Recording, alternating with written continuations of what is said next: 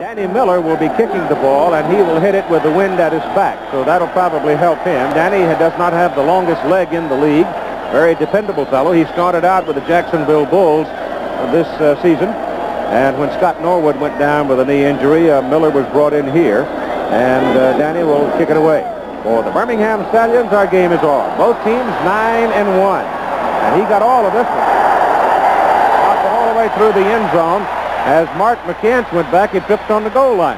Well, if we're going to tally how many times we're right and wrong, Danny Miller just proved our analysis wrong, because he got a great leg into that one. Of course, he got a lot of wind. That flag is a huge flag out there, and it's really waving. That's Chuck Fusina, of course, and he had a marvelous game last week as Philadelphia dominated New Orleans by 35-0. The other people lining up behind him are David Riley and Kelvin Bryant, who's back from knee surgery and in good shape. Willie Collier, Scott Fitzke are the wide people, and Folsom is the tight end. And here's the first snap of the ball game. Go to a one-back offense and put Fitzke in motion. And it's Kelvin Bryant, decked at the 21-yard line. He picked up 1 yard on the carry. The offensive front that we were talking about for the Stars, they're big people. Brad Oates at tackle is 6'5". He weighs 265. Ron Coder, a guard, at 260. Bart Oates at 270. Chuck Comiskey at 290 on the right side, along with Herb Eatman, 270. And Steve Folsom, the tight end, is 6'4" and 230. So it's 2nd down and 9 now for the Philadelphia Stars as we get underway. And again, they go to the same setup. Double wide with Kelvin Bryant, the lone remaining back.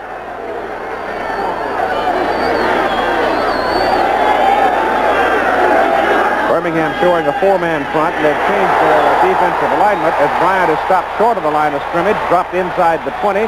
Phil Boren, a 22-year-old rookie out of Arkansas at tackle, 265, brought him down. There's number 75. That is Dave Purifoy, and he is one of the gimpy ones in the defensive unit. Joe Cugliari, also a little gimpy. Mike Perko, he's healthy enough. The linebackers are Herbie Spencer and Mike Murphy, and they put 5 people in that defensive secondary: Woodbury, Ray, Evans, Gentry, and Clanton leads the league in pass interceptions with 7. So now it is 3rd down and a little more than 10 as they send in Tom Donovan to put 3 wide receivers in the ball game. And Fusina back to throw. Throws it short to Bryant. Get him out here one-on-one. He's across the 30. Got a first down for Philadelphia as he goes to the 36. You get him out there one-on-one, and he's a tough man to handle, and Herb Spencer out of Newberry just never got a piece of him. Well, Herb Spencer was man in on the coverage, and he had a chance to tackle him a little bit earlier. But Kelvin Bryant turned on the speed towards the sideline, outran him until he got his first down, and then Herb Spencer made the tackle. You need to be durable on a day like this of 86 degrees and 66% humidity. Donovan is now out. Ken Dunnick comes back in. He gives Philadelphia a double tight end alignment with Bryant the lone back, and Kelvin is tucked in quite close to the line of scrimmage, not that deep, which doesn't give him a whole lot of time to read, so he's pretty well committed to the hole that he chooses, and for the second time he runs right into Dave Purifoy and goes down with no gain. Phil Boren came in and give Purifoy a little help that time, and right now what we've seen is a Philadelphia team that is coming out and immediately trying to test the defensive line of the Birmingham Stallions. They just want to see what they can get away with, but they're coming out in a predominantly pass-oriented offensive formation.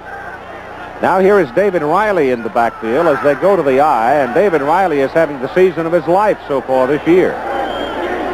He really had a big ball game out in Arizona, and since then he's been rough. He's in front to block for Bryant, and Bryant cuts inside.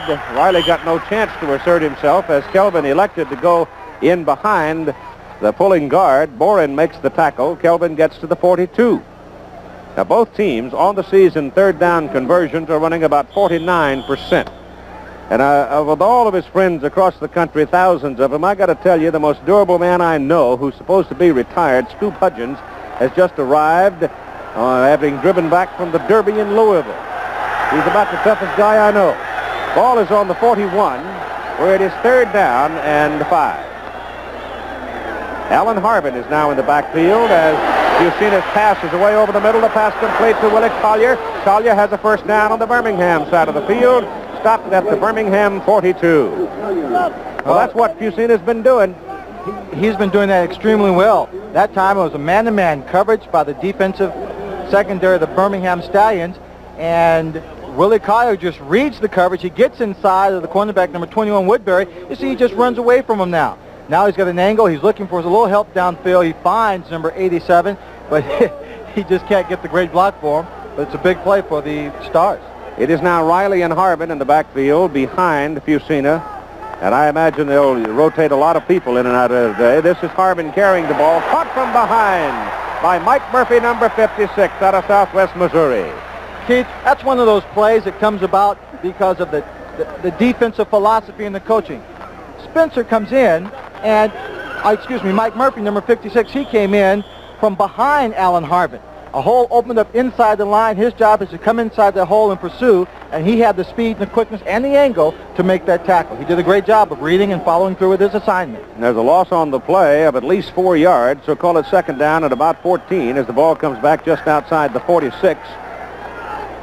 Herbert Harris, 84, is now in, and he's become quite a factor in the passing game for the Stars. 6'2", 200-pounder with great speed, and he's in motion. Fusina throws it out to him. He's got it. Got some help out there. It's Willie Collier. Willie Collier it was. As Harris came in motion to set up the blocking on that side, and Collier, drifting in behind him, took the screen pass, and the pickup is short of the first down as they get him at the 36 of Birmingham. One thing I'm seeing now, Lynn Swan, is the Birmingham defensive people are indeed very quick. The Birmingham people are very quick. They have to be because they're playing a little short of manpower, the physical strength. But when they're playing man-to-man coverage, as they have been doing so far, it's going to open up some big holes. The corners are both out wide. The safety's in tight, and Fusina is caught behind the line of scrimmage. Gets his pass away, but he is in the grasp. He is down back at the 46. And it's Robert Gentry and Mike Murphy, the strong safety on a blitz, and Murphy, the linebacker, and Fusina is sacked back at the 48 where they're marking down. Real big play. They're playing with 5 defensive backs. You can see they have a number of people coming in on the blitz. They have a 4-man rush, man-to-man coverage, but Fusina just doesn't have time to look downfield.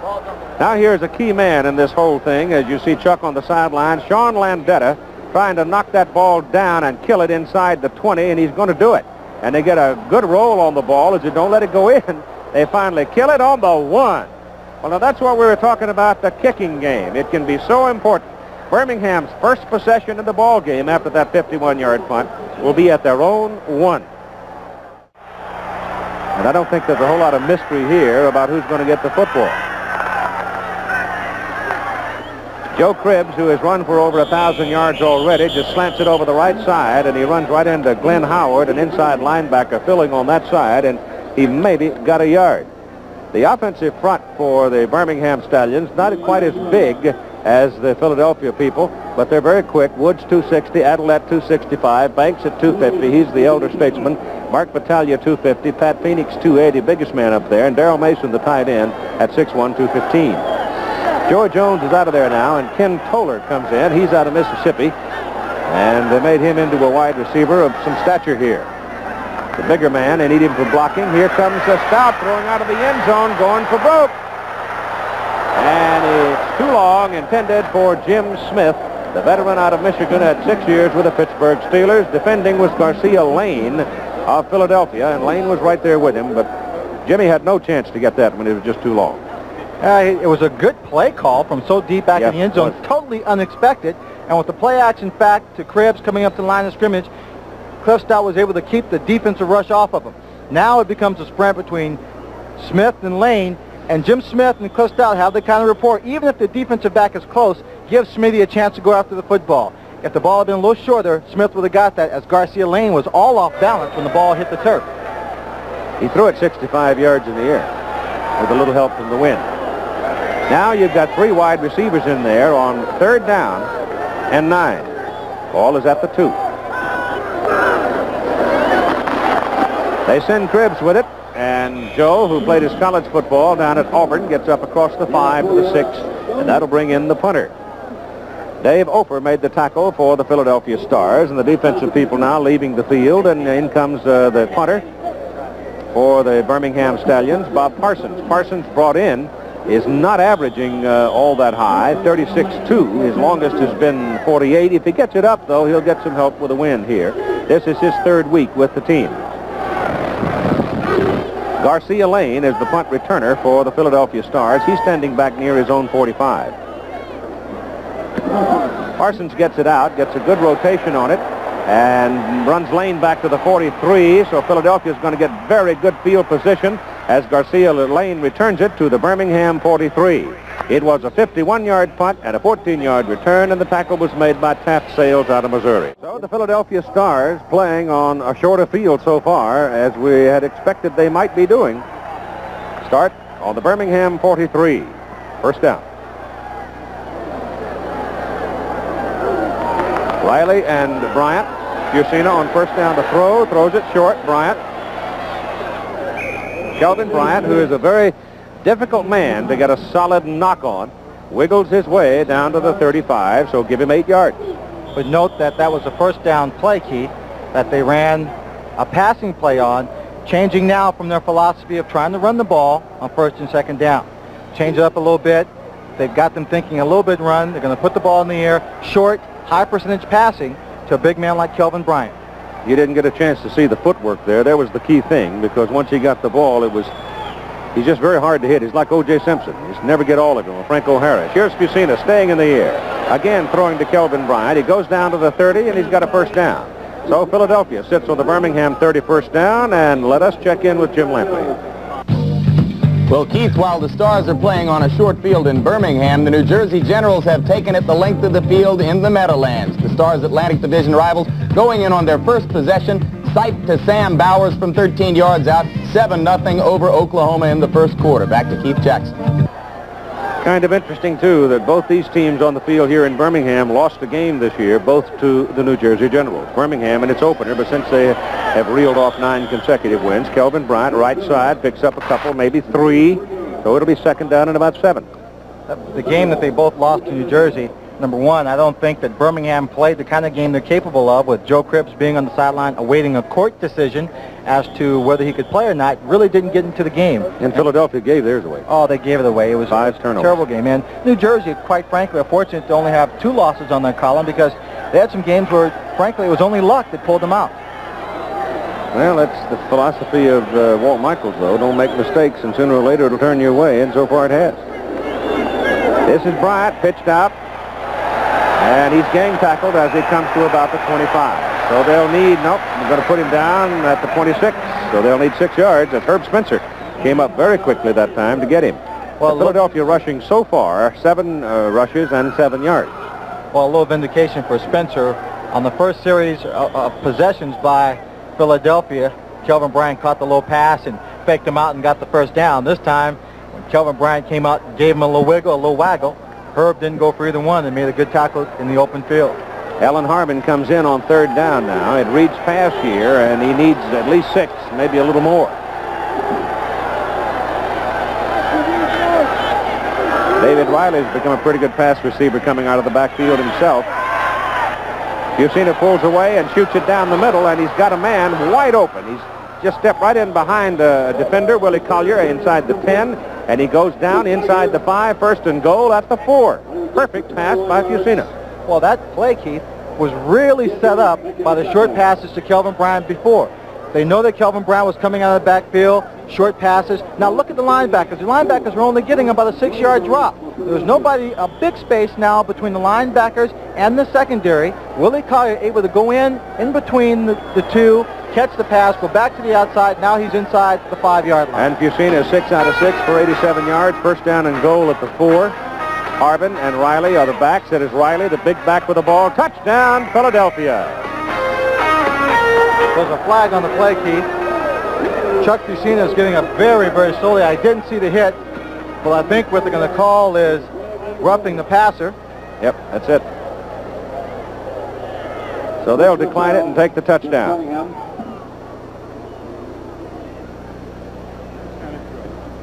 Dave Trout already coming on the field, because you know they're going to decline it. Defense, number 69. Touchdown is good. Penalty be enforced on the kickoff. Oh, Mike Perkle, so he's calling the penalty, and he will assess it on the kickoff, which will further aid David Trout. because he'll be kicking into the wind. That means, again, that the Birmingham probably won't have very good field position if they are able to return the ball at all. David has missed 3 extra points this season. Last time we saw him was in New Jersey when he had those 2 long field goal tries of 48 and 52, and both hit the goalpost on the right side and kicked away the uprights. The ball goes down off a high snap. The kick, however, is right through the heart. And so with 3 minutes and 17 seconds to play in the first quarter, it is Philadelphia jumping into the lead over Birmingham 7-0. And he had number 34, Jeff Rotenberger, out there also. You look at him just putting his hands on the rear end of Comiskey, just following him through the line. But give credit to that touchdown, Keith, to Sean Landeta. His punt that rolled to the 1-yard line forced the Birmingham Stallions to play conservative on offense, try for the big play. It didn't work.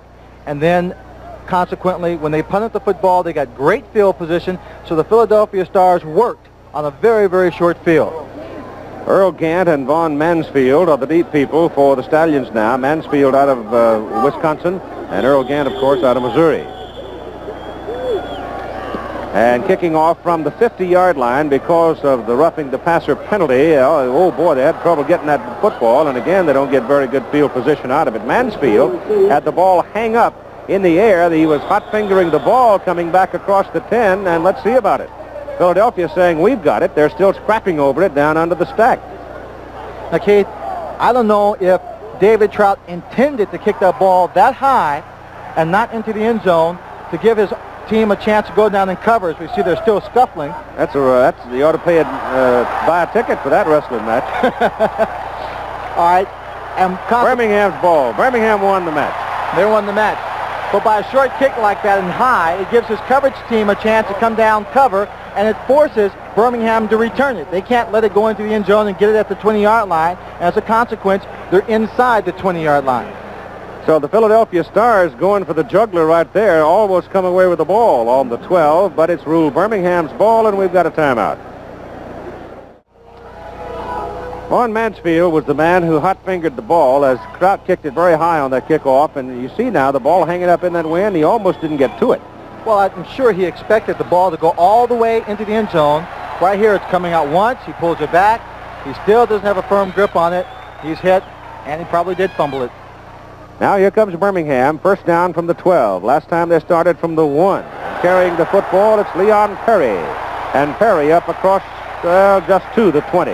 Right now, here's Chuck Fusina with Mike Adamle. Chuck, you executed a very nice touchdown drive. A lot of success with the short passes to Kelvin Bryant. Was that by design or a game adjustment that you made? Well, Birmingham was playing a lot of zone. They were dropping back deep. I noticed their linebackers, and anytime we get the ball to Kelvin, we try to get to our best runner. Okay, you got dinged on the touchdown. A little pass, roughing the pass. Are you all right? Yeah, I'll be fine. Just a little late hit and going for next series. Okay, Keith? Thank you, Mike. Up the middle goes Perry, the big 250-pound fullback out of Mississippi. And he's got a first down for the Birmingham Stallions. So that'll give you some idea of the kind of authority that Birmingham can belch. He's not 250, 237. But that's big enough. That's big enough. They do it also very quickly. Excellent technique on that offensive line. Raleigh Dodge, of course, spent all of his tenure on the offensive line while he was with the Pittsburgh Steelers. First down, Stallions. Ball now out on their 25. Philadelphia leading 7-0. A minute and a half to go in the first quarter of play. Both teams coming into this game with 9-1 records. Philadelphia showing blitz. Stout gets it away. Pass is caught by Jim Smith. And Smith is knocked out of bounds up across the 30 and just beyond the 32. Jimmy took a little hit by number 47, Garcia Lane. And I agree with the slight boos of the fans. He took this hit when he was out of bounds, a little bit unnecessary, but Jim wasn't fazed very much by it. A quick out, blitz control route, just getting in by number 56, George Cooper. Now he's out of bounds, and Garcia Lane just comes up and makes a hit. Yeah, that could have been a flag, couldn't it? Could have been a flag, but knowing Jim Smith, he has something in mind for number 47 later on in the ball Second down and 3. Going to run for it. This is Perry, and the big fullback. He will punish you. He came up and made contact with Mike Lush, and I'll guarantee you that Lush went back, not Perry. When you talk about an offensive line that traps and counter, you need backs who can read and read on the run. Now Perry just takes advantage. Look at the Woods, opens up a big hole. You see Cribbs getting downfield, blocking Sam Mills. A great block by him. Number 86, Smith, blocking Garcia Lane. That creates an alley for Perry to get upfield for the good run. At his first down, Birmingham, out at the 43. This is Joe Cribbs. Cough set up, and it's recovered by Philadelphia. So Joe Cribbs trying to juke and go the other way. Has the ball popped loose, and it looked like number 95, William Fuller, I think, was over there, made the hit, but 51, Glenn Howard was in that area. Well, actually, he just kind of turned it loose because when Kugler turned him around, he was going to go the other way. We'll take another look. He comes up now. He gets the ball. He's got a good grip on it. He starts to read. 67. Pete Kugler hits him, just pops way up in the air. And big William Fuller is right there on the spot. So the big rookie from North Carolina goes to the bench, having produced a prize for the Philadelphia Stars, and they're working at the Birmingham 42. Birmingham was second.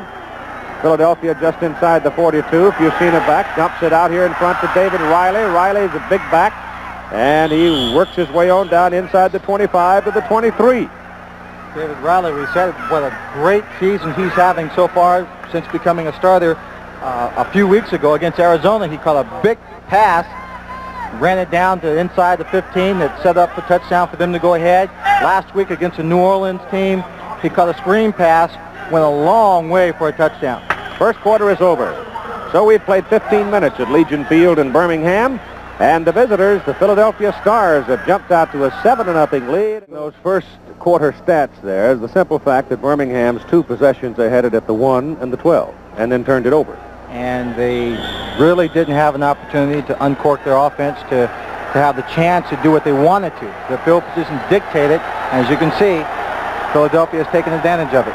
Stallions now got to muscle up a little bit because you don't want to get 14 points behind against this Philadelphia ball club, because you'll be going home with a bent hat if you do that. And Kelvin Bryant picks up pretty good chunk of yardage on that carry, just sort of wiggling and dancing his way over the right side. He got about 7 yards on the carry. We also understand that Fred Anderson, a defensive end for Birmingham, has gone to the locker room to get some x-rays on a possible broken ankle. So there's another defensive battler who is down. And Philadelphia, staying with its ground game, is going to have a first down as Mike Perko steps in to make the tackle. So Kelvin Bryant is brought down around the 12, and if he is as far as the 12, that'll be a first down, and it is. Perko kind of crawled in for that tackle. He had already been faked out by Kelvin, and then Kelvin decided to go back to the other direction. Perko was just getting up on all fours. Kelvin kind of fell over the top of him. So Philadelphia now in pretty good shape. First down on the Birmingham 12, leading 7-0 as we start the second quarter of play here at Legion Field in Birmingham. Very hot day. Well, not very hot. It's 86. Bryan and Riley split in the backfield behind Fusina now. And Chuck wants to throw. Gets it away into the end zone. Knocked away. He was starting to feel some pressure. And it's a fine defensive play by Chuck Clanton out of Auburn. Clanton just got one hand on it because there was a man open in the end zone. Chuck Clanton leads his team in interceptions, but there was some great pressure on Chuck Fusina. He was scrambling back there behind this line, looking for someone to throw the ball to. They had a blitz on, which means man-to-man coverage. He didn't have a chance to get a real good look on the scramble. He saw a man open, but watch Clanton. He just, well, you don't see him right there, but he lays his body out. If he had another half step, I believe Clanton would have stuck the other hand up and tried to pick that one off. Might have. Second down and 10 from the 12. The crowd comes up for the defensive effort. Blitz on. Dumped off by Chuck Fusina. Mike Murphy, number 56, blitzing. And he got through the crack and got the Philadelphia quarterback. Mike Murphy came right through the center of the offensive line, reached out and just had Chuck Fusina's arm. Chuck Fusina able to get the ball away, but there was nothing on it. Just watch Murphy here. He's got someone taking on the center of the offensive line. All goes to their left, looking for someone. Watch him reach up. He grabs him by the arm, pulling him down. There's nothing on that pass. If there was only one man with a pair of eyes to see that one just floating in the sky. Yeah, boy, I tell you, it's dangerous. Oh, real dangerous. Third down from the 12.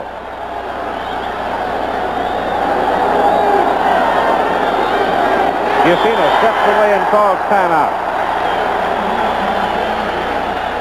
Birmingham was bouncing around, and apparently Philadelphia was not lined up, and Fusina was not in a position where he could call a checkoff. Had 2 more days to prepare than did Birmingham. Crowd comes up for this third down play as Fusina drops to throw it. Gets it off, and it is incomplete. The intended receiver fell down. Scott Fitzke fell down in the end zone. Everybody's back there yelling at the official in that area. Dennis Woodbury was right there with Fitzke, and they get no call on it because apparently in the judgment of the official, it was not Woodbury's fault that Fitzke fell down. Well, I think they're arguing on the part of Philadelphia that he might have been pushed down by Woodbury, and then Woodbury subsequently fell over the top of him. In any case, Fusina came to the line of scrimmage, looked it over, and called an audible at the line of scrimmage. Probably had a couple of choices. Got his team set, had good protection in the face of a blitz, but still couldn't get the touchdown. Dave Trout now trying for the field goal. From 29 yards. It's good. So Davy Trout out of Pittsburgh, University of, nails the field goal from 29 yards to push Philadelphia's lead. Philadelphia yelling for interference and not getting it. Number 21 will be Dennis Woodbury, the man covering on the play. Again, in the face of a blitz, you see Fusina has time. He steps in the pocket and throws, and it just looks like he fell down. Scott Fitzke and possibly hooked their feet or something. Yeah, and he came across the top. I thought it was a good call. Seeing that, officials did a good job. Here's Trout kicking off now with the wind at his back. Gant and Mansfield are deep for the Stallions, and that's gone. Hits the goalpost, hits the crossbar, and it'll be touched back to the 20. So everything's improving. Their first possession was the 1, second one was 12, and now they're out to the 20. And the 20 is just a give me. They've got to work into the wind, going left to right, but they really haven't been able to show any offense hardly at all. So far, the bulk of the offense has been Leon Perry. Well, they've been backed up, and it's been pretty tough, but in a series of interviews, Cliff Stout and other players in the team have said this Birmingham offense does start slow. Second quarter has been a good one for them.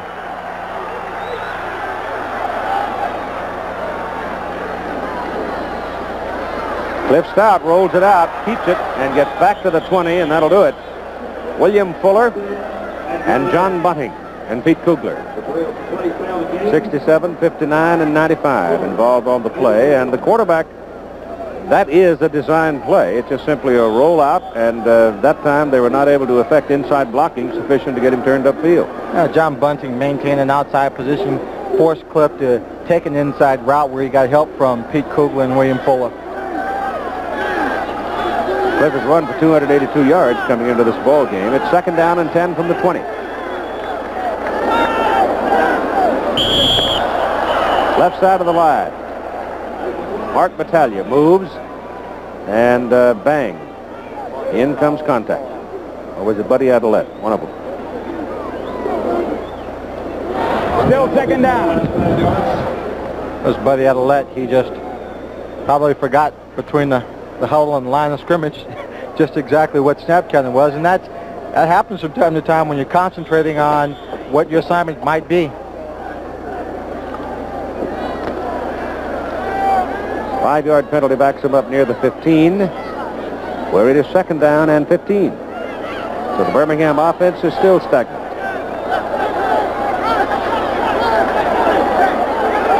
The Stars are leading 10-0. Both teams 9-1 coming into this game. Joe Cribb. Just no place to go. No place to go for Cribbs. He gets out to about the 23, maybe. Here's Mike Edelman now with Chuck Clanton, defensive back for the Stallions. Keith, this game could easily be 14-0 were it not for some outstanding pass defense by the Birmingham Stallion. Chuck, were you aware that Philadelphia might come out throwing, given the fact that last week they gave up over 300 yards against Denver?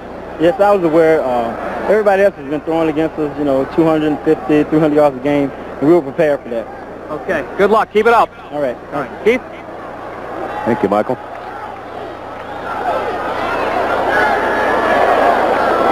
From the 18, as Cribbs picked up about 3 to make it third down and 12, and Stout back to throw on third down. No chance. Sam Mills, 54.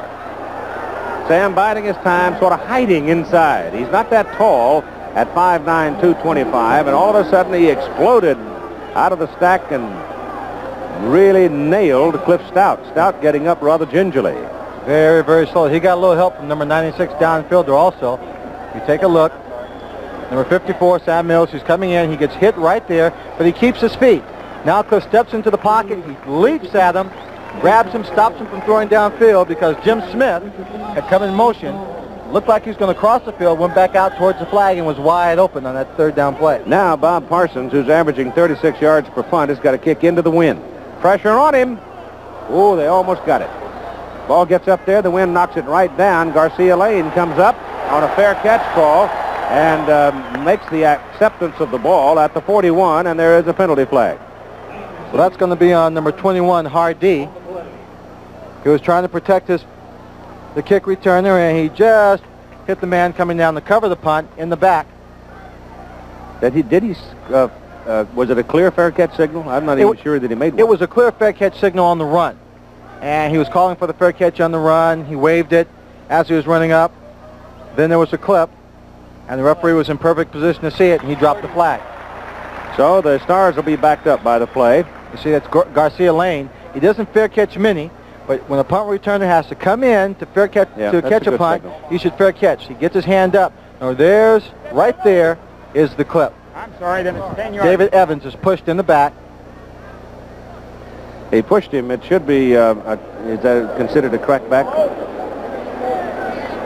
Not a crackback, but illegal block. No, illegal use of hands. That's what it is. Yes. So it'll be 10-yard penalty instead of 15. It looked like he pushed him, so that would have been the illegal use of hands, and that's what they call. We're told that Clint Anderson, the defensive end for Birmingham, has returned to the stadium. They took x-rays, no break found, so he's come back and presumably will strap up that ankle and try to play some more. Fitzke, Donovan, Harris, Collier, 4 wide receivers in the lineup now for Philadelphia. And Fusina back with the wind at his back, dumps it down the middle, wide open! Oh, I caught it on the rebound, Herbert Harris, and he's on his way to a touchdown.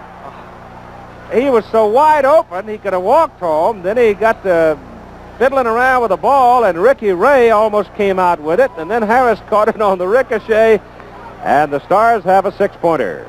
Well, the sky looks like it could give us some thunder showers, but right now all the thunder was in that one play, 51 yards, and he made it look so difficult. Herbert Harris goes down the center of the field after the Birmingham Stallions defense blitzes. He's hit there by 27 Ricky Ray. The ball pops up, but Harris still maintains concentration on the ball. Then number 24, Chuck Clanton, comes over to try and make a tackle, reaches up to grab him, and he misses.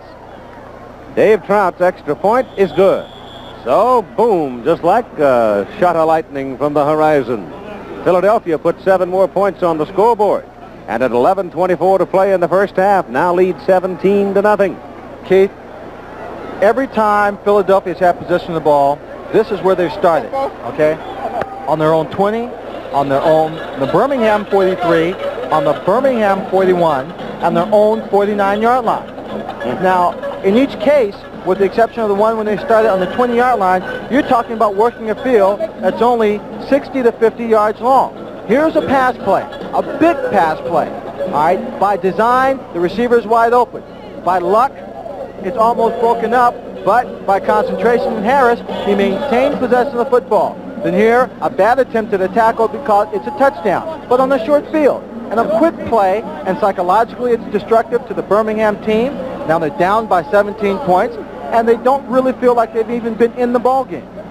They haven't. And look at New Jersey. They're blowing Oklahoma away. 28-0. Willie Woodenhofer is the coach there, was coach over at Pittsburgh Steelers. I know he's not happy about that. Well, if there was an area of Oklahoma is an expansion team, and all of the teams who have started, when you're only 1 year out of sync with the other teams, you figure, well, it's not that much of a difference. And it isn't until you reach this point of the season. But after a dozen games, you start feeling it because of the lack of depth. That'll come out to the 20 as Gant makes the catch in the end zone and puts his knee down. So Birmingham will have it once again at their own 20-yard line, going into the wind, and shocked, I'm sure, trailing 17-0. Well, Cliff Stout comes back onto the field. We know that the Birmingham team has played from behind football in the past, and they've come back, and they do a good job. They also can strike very quickly. pretty good crowd here at Legion Field, too. Great crowd here at Legion Field, but what you have to take into consideration is they're playing against the #1 defensive team.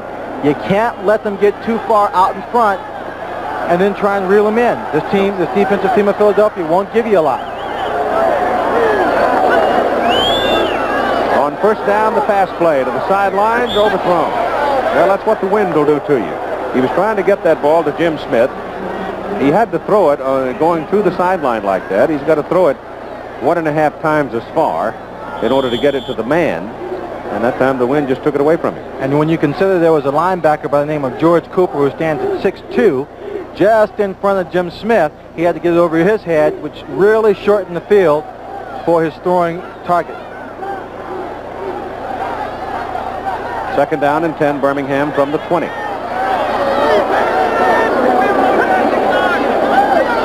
Stop the throw, backside pressure, dumps it off, trying to set up a screen. They've got one set for Joe Cribbs, and Cribbs is going to be a yard short of the first down. So they're looking at 3rd and short. Herbert Harris now with Mike Adamle. Touchdown courtesy of this man. You really flew past Ronnie Ray. You said, though, it was a pass play put in against that particular defense. What was it? It was a hook post pass right over the middle for me, and we've been working on it all week, and hopefully we will catch them in that particular defense they was in at the time. Now, Ronnie almost stripped the ball away from you there. Yeah, well, I saw him coming out the corner of my eye. I tried to grab it quick so I could cut back, but he hit it, and it's still in now, so, you know, I just grabbed it and took it on in. Okay, Cliff Stout trying to keep it for the first down and doesn't get it. Sam Mills knocks his pins from under him at the 29. Again, Sam just fighting his way along the line of scrimmage, and you don't always see it. But I'll guarantee you one thing, you ain't going to run over it. Well, I was talking to Kugler before the game started, Pete Kugler, and he said he thought that most of the players around the league think that Sam Mills might be the best linebacker performing in the USFL right now. That time the defensive line and linebackers teamed up to string out that option play, and it didn't have the success like the old Wishbones had at Oklahoma and Nebraska. Nebraska didn't play the Wishbones. Excuse me, Texas. Tom Osborne and fall over. The very short kick, it takes a bounce to the sidelines and trickles out at about the 40. So once again, Philadelphia goes with a 60-yard field. First down at their own 40. We are busy, folks. Got them on both sides of the country. This is Kelvin Bryant. Breaks it big around the corner and slides on up the sidelines and picks up a first down. They marked the ball at the Birmingham 45. It looked like he would have no chance to get that far with it, but the big people up front, and especially David Riley. Watch Riley 35 now. He's the escort. Well, he gets to the outside, and he sees it opening up. He's just following David Riley all the way down. You see, David Riley just dusts number 34, Robert Gentry, puts him on the turf.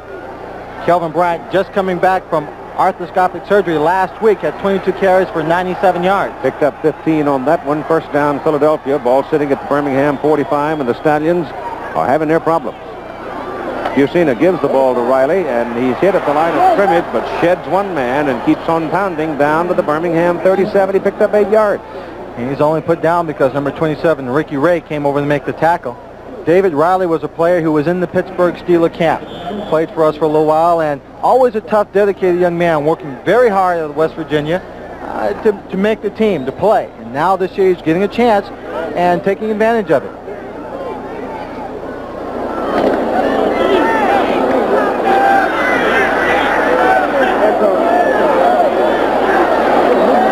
.8:55 to go in the first half. Pressure on Fusina. Herb Spencer's after him. Can't get it. Gets his pass off, and the pass is thrown out of bounds, incomplete to Ken Dunning. Well, Herbie chased him all the way across the field, but he was 1/4 of a step short of getting him. Well, you can just imagine what Herb Spencer's eyes looked like when he was chasing Herb Spencer. I got you. You've got nobody down for the throw to. I'm going to attack you. And the whole time he's thinking, wait a minute, he's getting away from me. He's a little faster than I am. And he's trying. He knows he can get him. If he just turns upfield and he dives for the last second, he can't get him. Fusina throws it downfield, but his receiver's already over the out of bounds mark. Third down and 2. Alan Harvin now in the backfield. Rodenberger lines up in the slot to give him that extra blocking back. They give it to Riley, and Riley's got the first down. Takes two people to bring him down as he pounds his way all the way down to the Birmingham 26. And where does he pick it up, Keith? Right side. On the right side. Who's on the right side? Number 69, Chuck Kaminsky.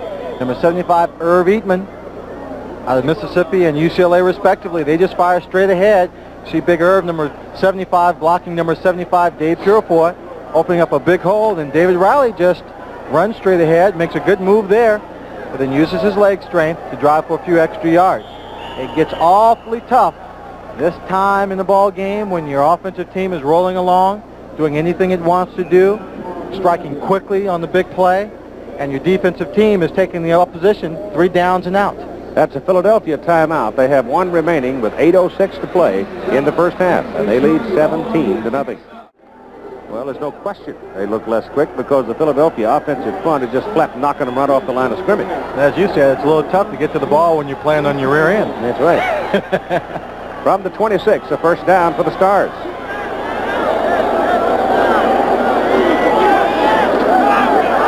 Bryant fakes it off to Collier. Bryant's going to throw the ball. Riley's in the end zone. The pass is incomplete. But David Evans is right up the back of David Riley. It's pass interference. Defense.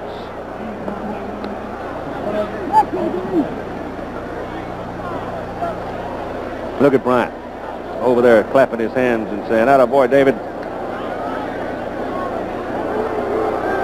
Well, that's almost as good as a completion for a halfback on the option pass. But I like this part of the rule in the United States Football League where the ball does not go down to the 1-yard line, where it would do in the NFL, where it would do in college. I like this part of the rule because both men are fighting for the ball. The contact was not incidental. It was enough to warrant the flag, certainly. Pass interference, defense, number 28, half the distance penalty, first down. So it doesn't necessarily become a crippling penalty. That's true, and he was not intentionally trying to interfere with the receiver. He was just going after the ball, trying to make a good and a very difficult play on the ball. It turns out a 13-yard penalty because that's half the distance from the 26. If they're out in the center of the field or outside the 20, then it becomes a 15-yard penalty. First down, ball on the 13 of Birmingham, and the Stallions in trouble. Up the middle, Jeff Rodenberger gets a call to carry, and the 235-pounder out of Maryland is brought down by Dave Purefoy, close to the 10-yard line. 7 minutes, 45 seconds to play in the first half, and with a 17-point lead for the Philadelphia Stars, I think we'll see quite a bit of Jeff Rodenberger and Alan Harvin shuttling in and out of the ball game so that the starting tandem of Riley and Kelvin Bryant don't get too tired in this heat. Vince Evans has put Chicago on the board in their ball game against San Antonio. Bohannon has come into the defensive secondary now. Let's see if he blitzes. He is coming, but he runs right past the ball carrier. Then gets up and comes back and gets into the fray, and they have got Kelvin Bryant for a yard or maybe 2-yard loss.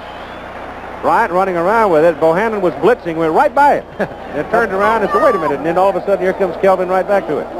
The Temptations had a song out in the old days called A Ball of Confusion.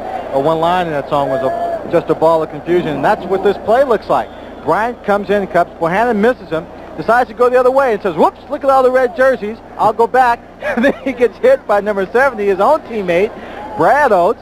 And then the rest of the Birmingham defense comes over to make the tackle. Look at the defense. They're just scrambling, building a wall. Ball is back near the 12 now on 3rd down and 8. 3rd down and 9. Just inside the 12. Busina back. Gets his pass off, going for the corner route, and he's overthrown. Incomplete. There was contact down there as Dennis Woodbury got caught on the play by Willie Collier, but when the contact was made, they were off the playing field. Plus the fact there's a rule that if the receiver has no chance of catching the ball, and there's interference on that play by the cornerback, then there is no interference. And clearly that ball was thrown well out of the field to play. Dave Trout comes trotting on now as 4th down comes up. And the Birmingham Stallions defensive people, they had their back to the wall, and they rose to the occasion that time.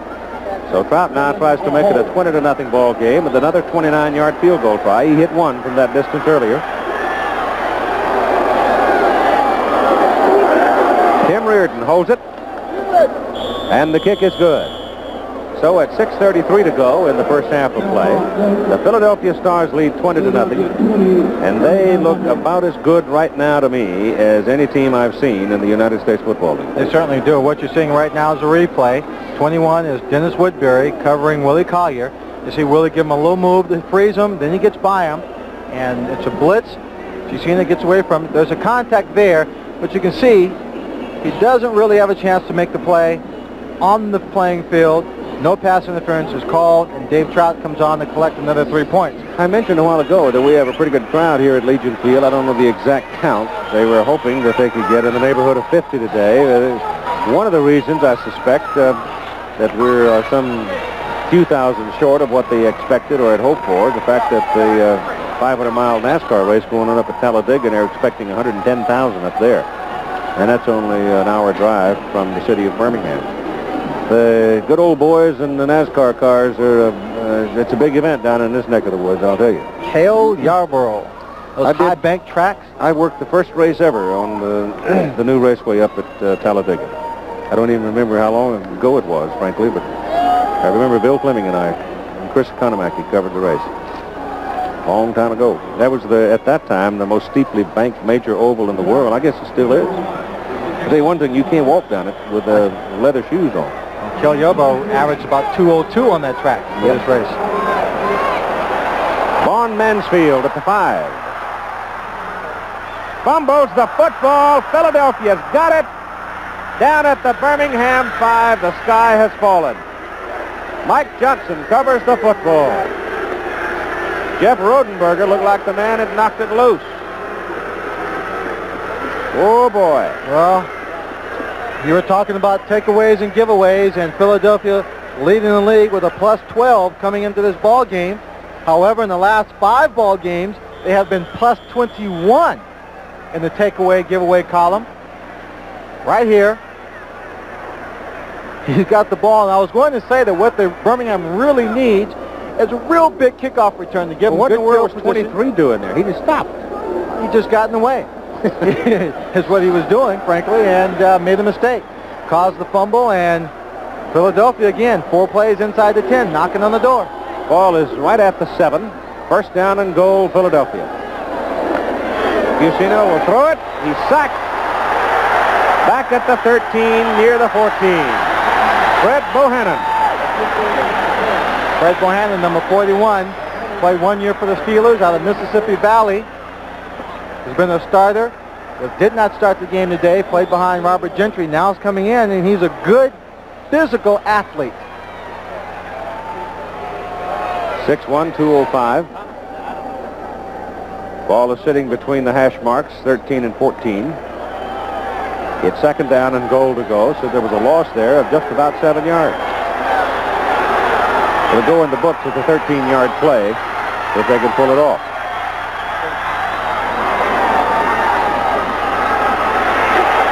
Jusina getting pressure again, and they've got him again. Again, it is Bohannon coming from the outside, Phil Boren from the inside, but give Herb Spencer some credit because it was Spencer that forced him to change direction. Oh, it's number 35, David Riley, picks up a helmet that was knocked off his head at the spot where the referee marks the ball.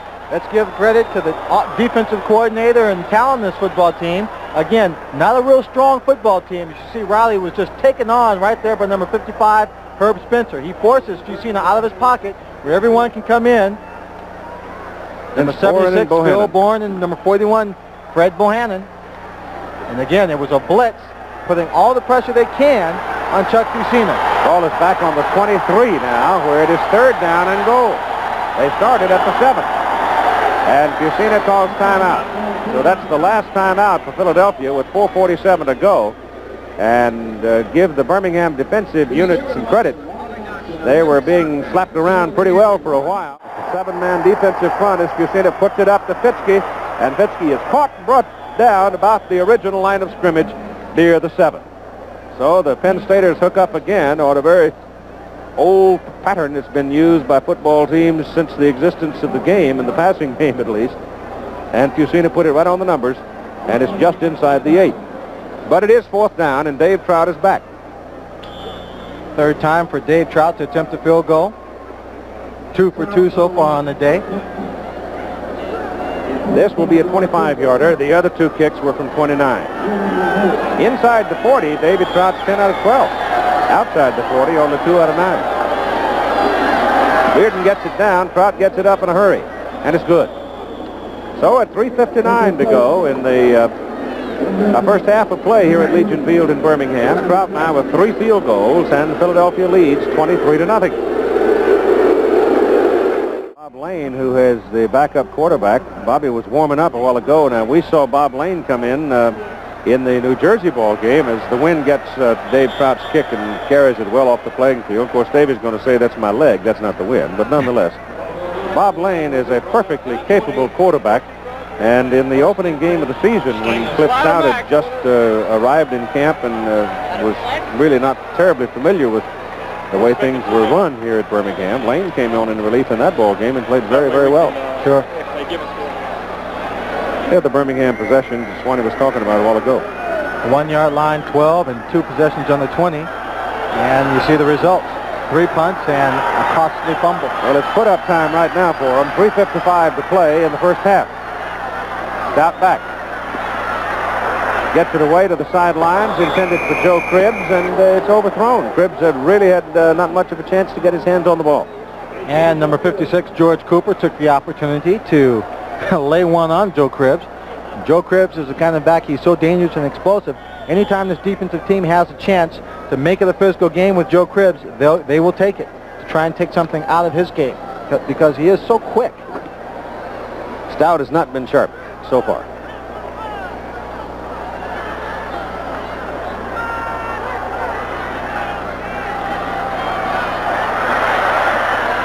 That's Leon Perry, and he's down at the 25. The man who made that play was Bill Hardee, number 21. If Hardee doesn't get him, quite likely Perry's got his first down. Perry turned around looking for a little running room. Hardee was coming up and diving at his legs for the tackle. Perry's not the kind of back that a little defensive back wants to take head on. Birmingham needs to go north and south here. That's the Cribbs, and that's short of the first down. They mark him a yard short. Brings up 4th and 1. Now, they punted the last time on 4th and a short yard. And Riley sends his punting team in again.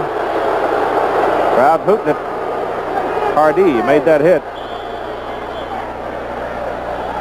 Oh, 2 minutes and 50 seconds and counting to the end of the first half. They have put no pressure at all on the secondary of Philadelphia. Not a drop. Not one, and surprisingly, because last year Jim Smith in the second game of the season caught 8 passes for 116 yards against the Philadelphia Stars. Lane is sending back inside the 35 of the Stars. Parsons has punted 3 times, 51, 31, 29. The 2 short ones were into the wind. This is a low one. Lane accepts it and then goes down up on the 44. So once again, it's a short field for the Philadelphia Stars with 2:18 to go in the first half. Only a 30-yard punt into the wind. Second down, just about 10 from the 44. Bryant with the ball, going to the outside, and being cut off over there by number 21, Dennis Woodbury, and Herb Spencer, number 55. Bryant has pretty good leverage. He'll take you on if he has to. He doesn't want to most of the time. It's third down and about 8. A running play to the outside. If you look at Kelvin Bryant's stats on the day, appears to be a little conservative, like they might want the clock just to run out. We go to Philadelphia next week. I want to make Bryant take me for a ride in his new car. Yeah, I might make him take me out to dinner. Well, now, that's pushing your luck there. I don't think you'll get that. But I think they're going to try and get Dave Trout in position for another field goal, even third nine right now. 4 wide receivers. Fusina back. No pressure.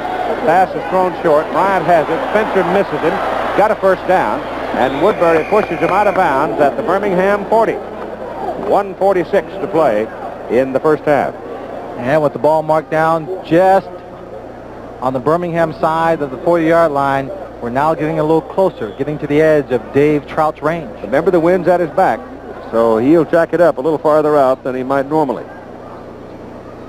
depending on how much time was on the clock from this position on, I'm sure that Jim Moore would give Dave Trout a chance to kick a field goal if he can't get it in for the touchdown. Harvin and Riley now are the split backs behind Fusina for Philadelphia.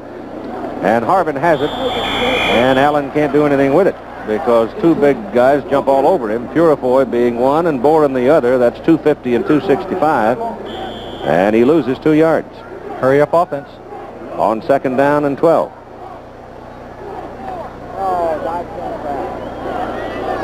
Clock running at 1:20.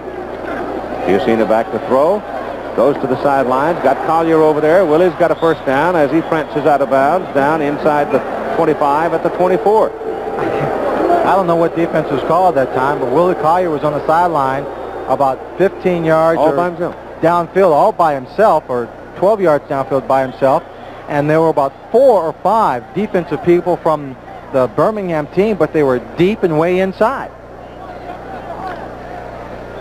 I think right now Chuck's just happy to nickel and dime it and get it on down to give Trout another shot at it. He'll take the touchdown if the opportunity's there. He's 11 out of 16 now for 194 yards, and this is Harvin with the ball on a sweep right. Big hole over there, and he's got a first down. He goes to the 12 and out of bounds, stopping the clock at 1:09. Well, you're looking at a defensive team, the Birmingham team, that has played pretty good this ball game so far, Keith, playing on the short field. They gave up a big play, but they made some great stops forcing this team into field goals. You got to be tired right now. Yeah, I think right now you're looking at a tired defensive team because when you look at the time of possession, obviously if the Philadelphia Stars have the ball for 20 minutes, that means the defense is on the field all that time. First down, Philadelphia, Birmingham 12.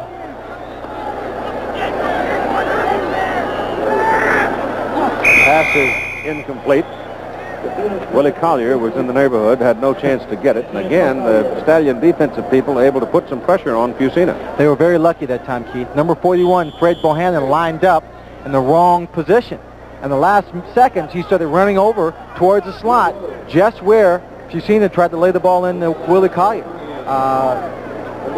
If Bohannon hadn't got there, had realized he had made a mistake, Willie Collier would have had that ball, no one around it, in the end zone.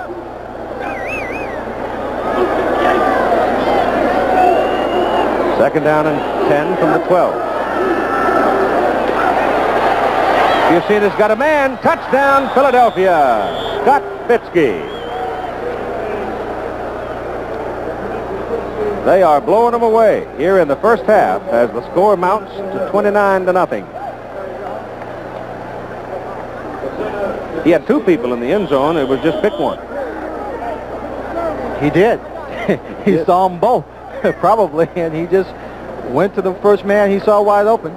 Key here is he steps up. Well, he's getting pressure. He steps up. He's got a little room to run, and as he takes a step up, he sees his people in the end zone, fires it off, and it's a touchdown. Trout for the point. Oh, my gosh, it hit the left upright. But there's a flag thrown. He may get a second chance. Official calling some of the Birmingham people back. 2 flags thrown in the end zone. That'll be his 4th extra point miss, unless he gets another chance. It looks like the way the defensive team is coming back, he will.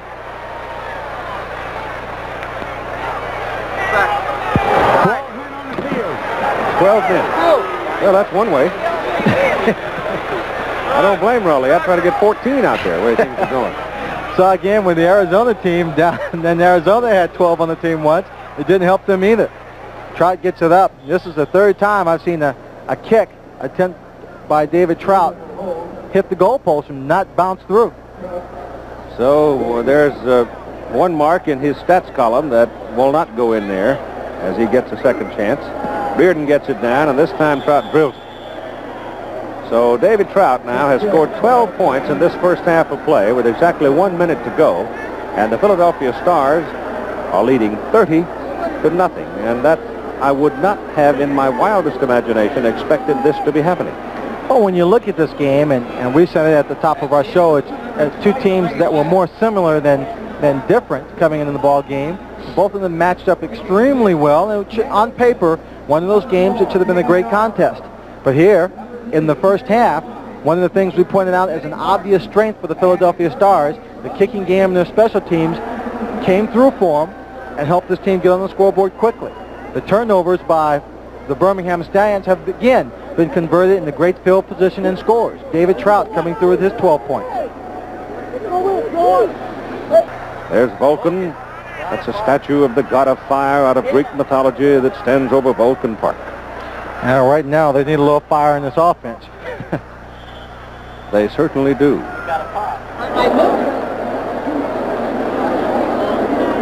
Sometimes a kick return can be a turnaround kind of a thing. It can Dave Trout jack up a team. The offense certainly ought to be rested. Dave Trout puts it out of the end zone. You don't get a chance. Nope. Stop back. Gets it away. Joey Jones. First time little Joey's seen the ball all day, and he's out to the 41. First time he aired one out in Joey Jones's direction. Got to throw it north and south. Jones is 5'8", 165. Just ducked right into the open spot, and Cliff hit him. And you can't throw it high when you're only 5'8", too. He drilled that one right into his chest. 53 seconds to play in the first half.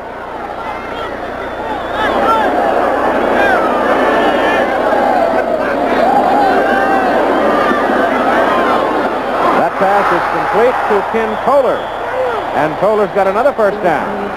Philadelphia obviously is playing prevent defense now. They've got their safeties back there playing center field. The corners are giving a little more cushion. And why wouldn't they? Leading 30-0. And only 40 seconds to play. And Cliff Stout's taking advantage of it. And he's not going real deep. He's throwing the intermediate routes in between the deep coverage and the linebacker drop. Passes away. That's in the crowd. Toller was over there. And covering was Garcia Lane. Well, Cliff, I think, felt a little pressure on him. Although he was getting very good protection, his receivers were completely covered. And instead of wasting time scrambling, he made a conscious decision to put the ball out of bounds. Smart move on this drive. And again, to say, going from left to right, you're playing into a very stiff little breeze. That thing's whipping that flag. It's probably 15 miles an hour.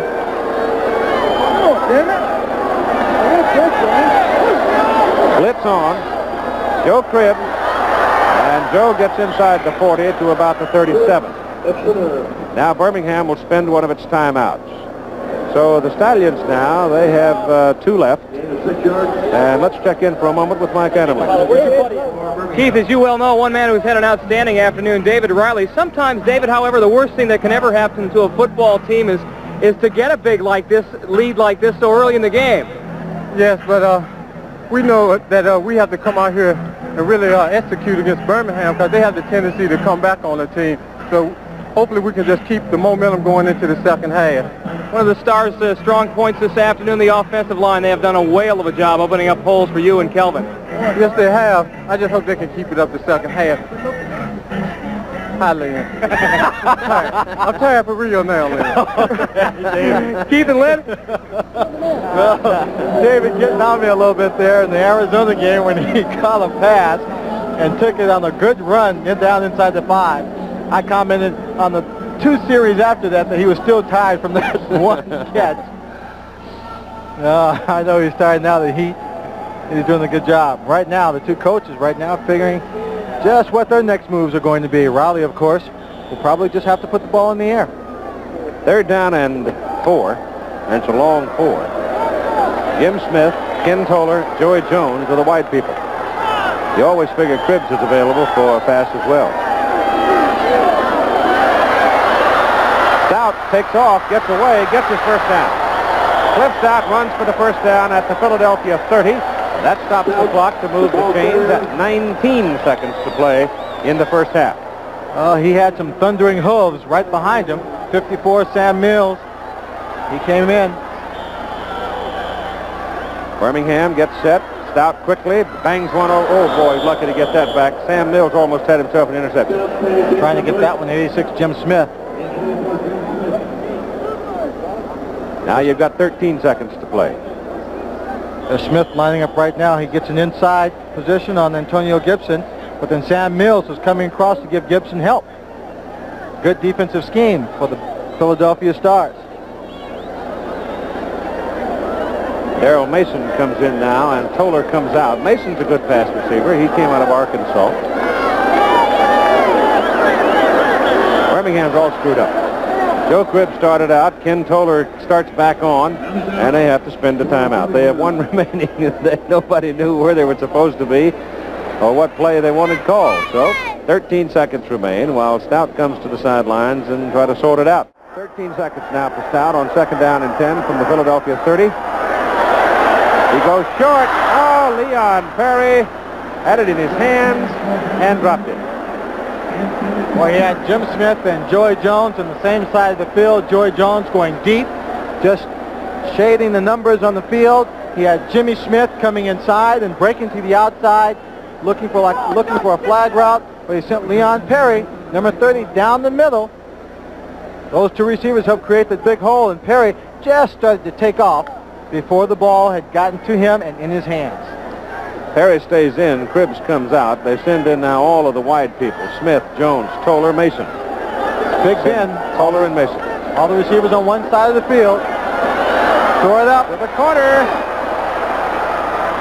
I think it's intercepted. No, incomplete. Incomplete. Garcia Lane was in the middle and looked like the man who had a chance to pick it off. And there's still 2 seconds left on the clock.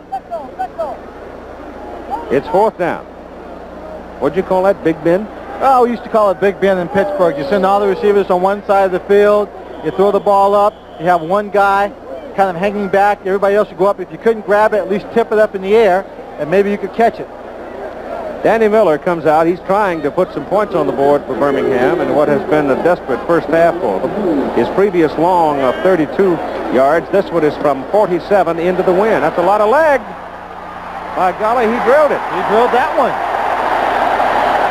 47-yard field goal by Danny Miller as time runs out in the first half, and the Birmingham Stallions at least get on the scoreboard in the first half. 30-3, your score, Philadelphia. Back with the halftime activities after this message. Something about Philadelphia brings out the best in New Jersey. When the Stars play well, the Generals also seem to play well at the opposite end of the eastern spectrum over here. And New Jersey is doing it again today with a 28-3 lead at halftime over the Oklahoma Outlaws. Let's take a look at how that transpired. First drive of the day, the Generals went in, siped to Sam Bowers from 13 yards out. That made it 7-0 New Jersey after the first possession. And then moments later, Herschel Walker broke a big one. One of the few times he has done this in his 2-year USFL career. You saw the broken tackle. The 62-yard touchdown run down the sidelines gave Walker 87 yards halfway through the first quarter in New Jersey, a 14-0 lead. Then, a little bit later, the Generals with the ball again, Sipe looking to Jeff Speck, who has emerged as an outstanding receiver for New Jersey. This pass of 46 yards put the Generals back into scoring territory. Moments later, Sipe found Maurice Carthen in the end zone. Hard to tell whether Carthen was the intended receiver. Clarence Collins was right behind him. Nevertheless, a TD and a 21-0 lead. Doug Williams only threw one interception in the first half, but it turned out to hurt. Jim LeClaire picking the ball off, moving New Jersey back again into scoring territory. And moments after that, the Generals capitalized with a 2-yard Walker run for a touchdown, which made it 28-0 at the time. It's now 28-3. Walker is over 100 yards in the first half. Brian Sipe, 5 of 6 for 98 yards and 2 touchdowns. Houston Gamblers are at Michigan to take on the Panthers. The Panthers, losers of 4 in a row, showed some signs of life early, and they have gotten a halftime lead in this ball game.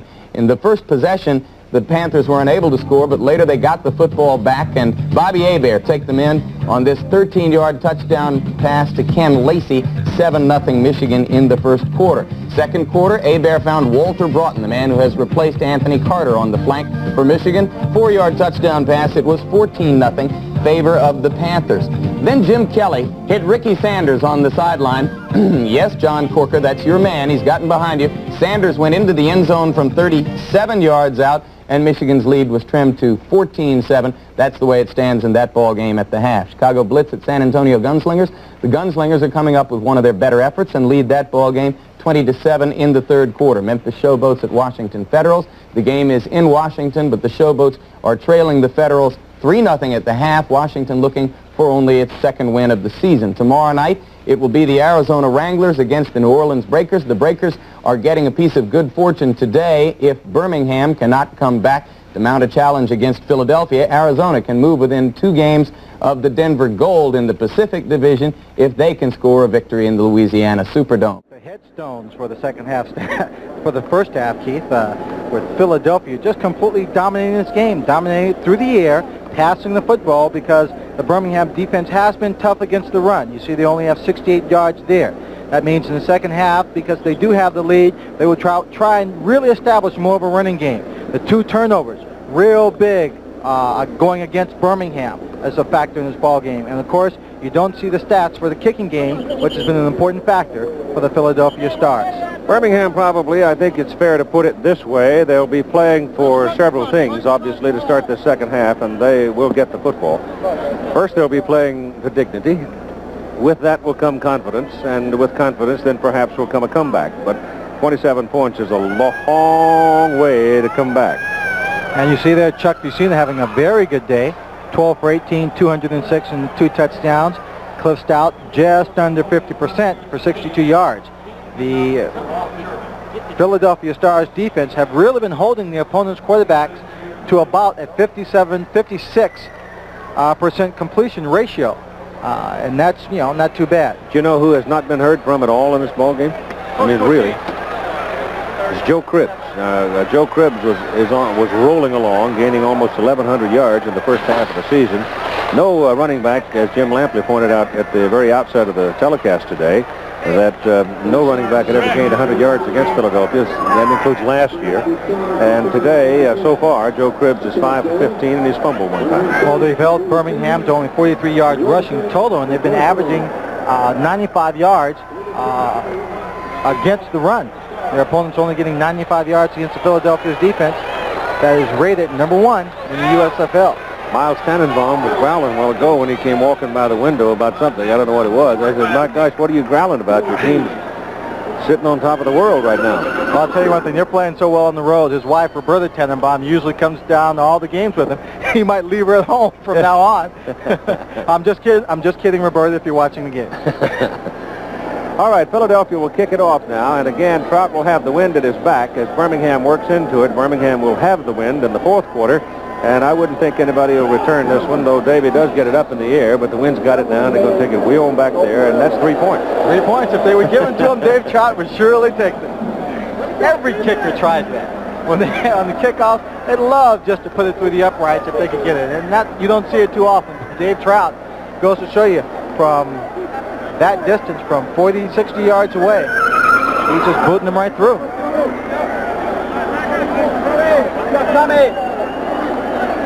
Birmingham comes out with Toller, Jones, and Smith, 3 wide receivers, Cribbs and Perry behind Cliff Stout.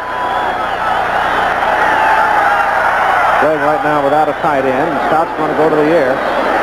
And it is incomplete. Joey Jones trying to go way up to get it. Jonathan Sutton is 6'1", 195 pounds, and Joey is only 5'8", and that was a bit of a mismatch, and Sutton won. Yeah, he had that ball up in the air pretty good. He had number 51, Glenn Howard, inside linebacker, coming across, and he was going to be underneath Joey Jones, so Cliff had to get a little height on it. And again, Joey Jones is only 5'8". He had to go up pretty good to at least have a chance of bringing it down. 2nd and 10.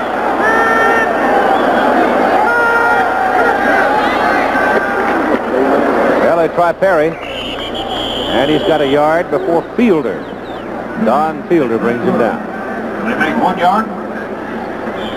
Well, they have just shut down the Birmingham offense. Made the tackle.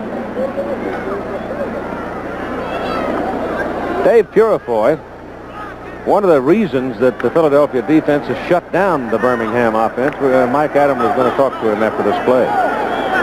David getting a breather right now.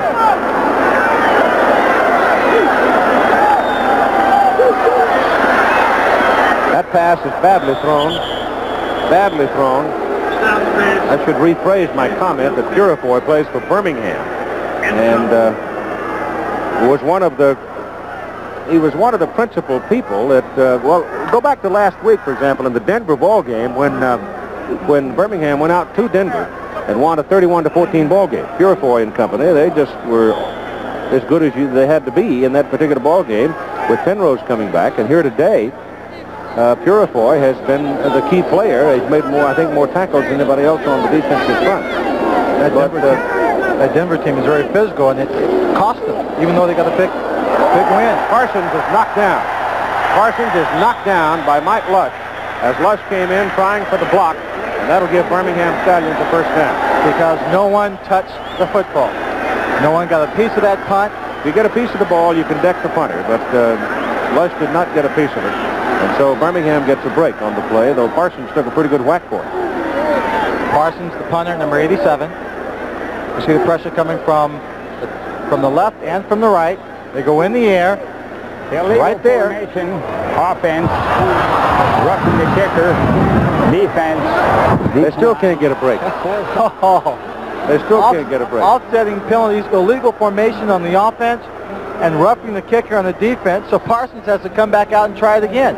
Again, Mike Lush, they're going for the block. They always teach you if you go for the block, you have to anticipate where that ball is going to come off the foot of the punter, and that's the point you go for.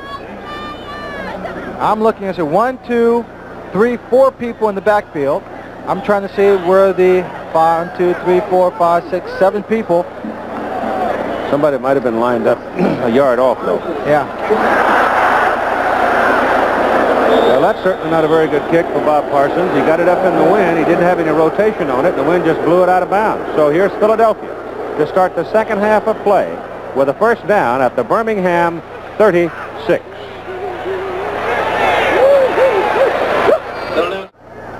And Philadelphia goes to work at the Birmingham 36. Olsen and Dunnick, both tight ends, are in as they go to a one-back offense.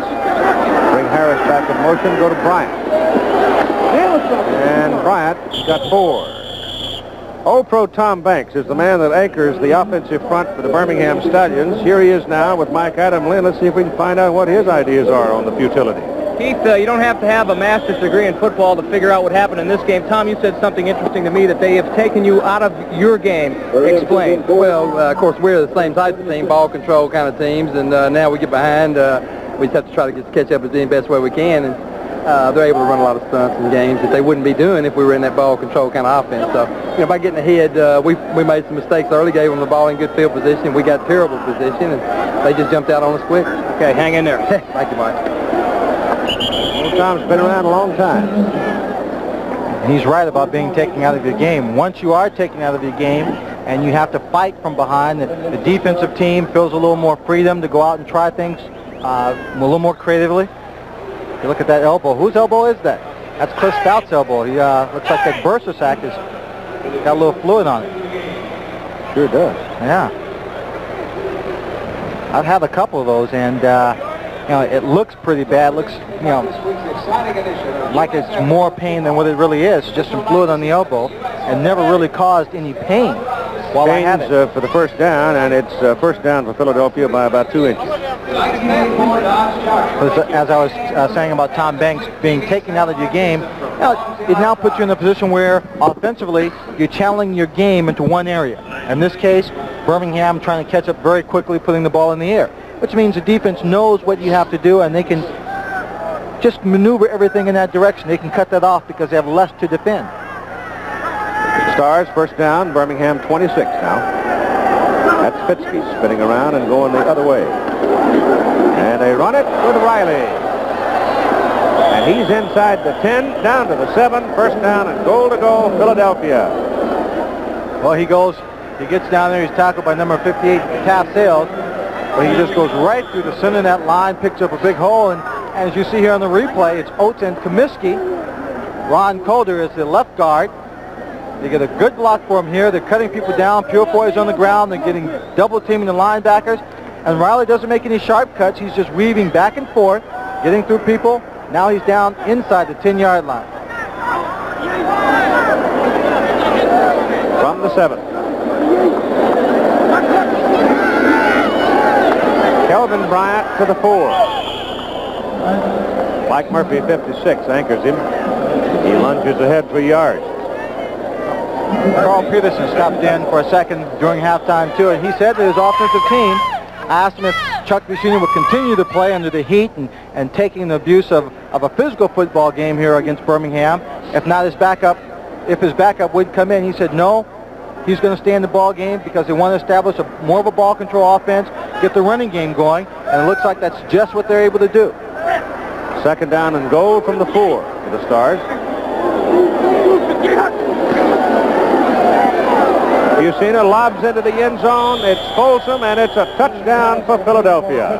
There's a flag, Keith, on the left side of the field. I don't know who it's against. Way over here in the corner. The way things have been going so far, we kind of think it might be against Birmingham. Nope. But they get a break. Touchdown is erased by a procedure call. You know, I hate to keep saying it, Keith, and keep talking about it. Maybe this is the last time I'll say it during the ball game. But when we're looking at field position, the average starting field position in this ball game, and I'll tell you after the official makes this announcement. Offense number 80. Still second down. Ken Dunning. Birmingham's average possession, Keith, has been on their own 16-yard line. With Harvin and Riley lined up behind Busina. Donovan and Fitzke on the left side, and Busina looks to throw it. He almost picked off by Fred Bohannon. Pass intended for David Riley, and I really don't know why in the world Fred didn't come down with it. Neither does he.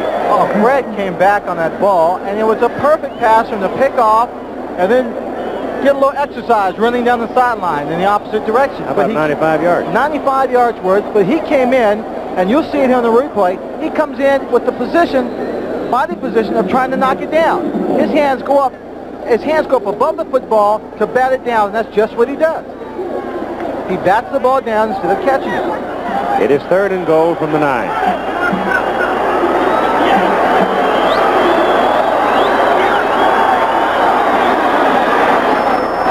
Corner route doesn't work for Harris.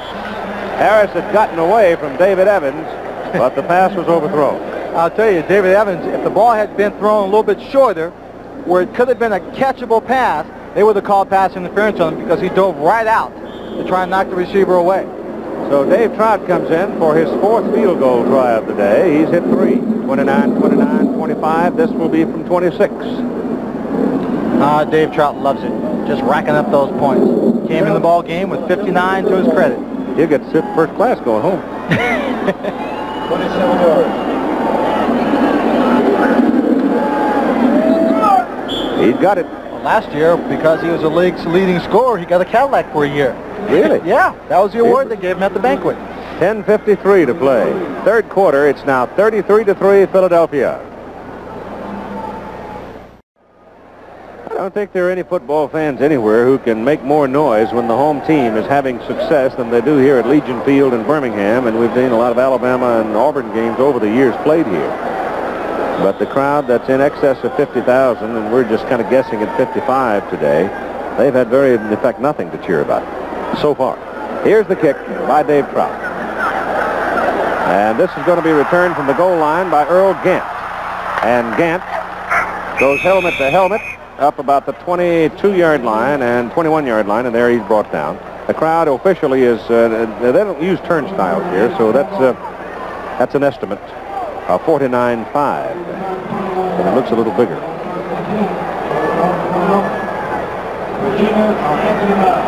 Well, the Birmingham defensive people are on the bench now, and there are 2 reasons. One, they'd love to see the offense go right on down and score a touchdown. But the other thing that they're hoping for is the offense stays out there a little while so they can get some rest. The second one right now is the one that they're hoping for the most. 86-degree day in Birmingham. Stout back on first down to throw it. He's caught, and he is pulled down, and it is called a sack. He was never really thrown down. He was in the grasp of George Cooper. Run a draw. Joe Cribbs, for the first time today, breaks it out big. That's exactly what Jim Mora was talking about before the game today, is we can't let Cribbs make the big plays on us. Well, they haven't till now.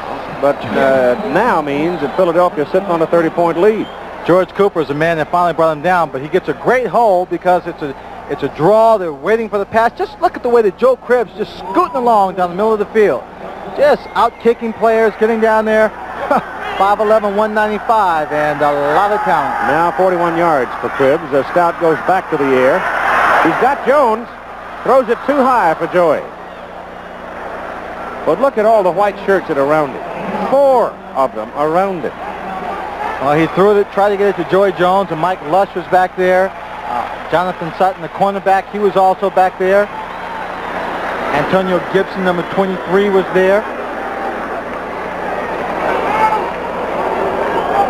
Second down and 10 from the 39. Stout has now missed 6 straight passes.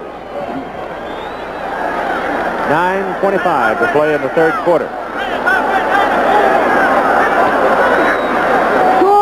Run the draw again, and there's no chance. Pete Kugler just steps into the gap and wraps his arms around Cribbs, and Cribbs couldn't go anywhere. He lost about a yard.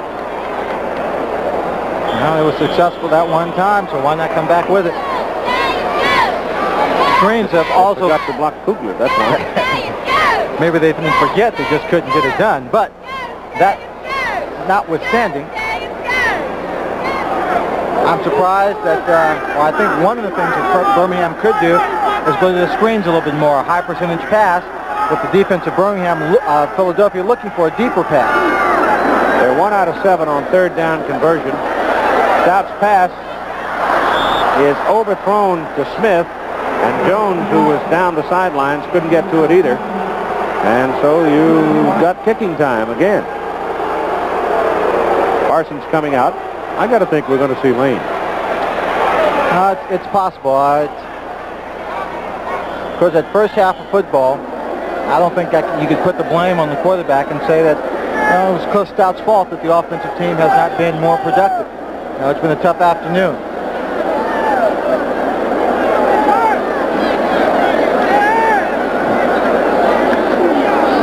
No pressure on Parsons this time, and a little better kick. Garcia Lane back at the 20. And missed by a couple, gets back to about the 25. So 33-3, Philadelphia.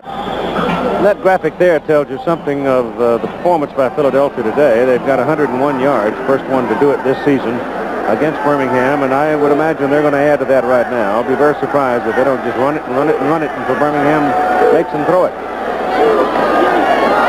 33-3, the Stars lead it, and this is Kelvin Bryant. Oh, wasn't that a block? Comiskey out in front.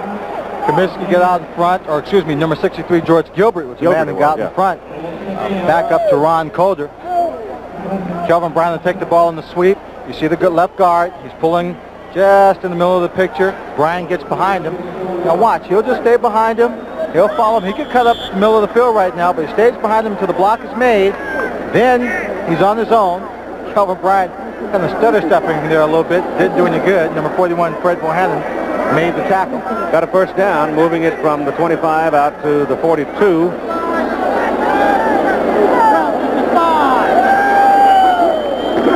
Fumble. Birmingham's got it. Looked like Fred Bohannon. Fred Bohannon lined up at the strong safety spot.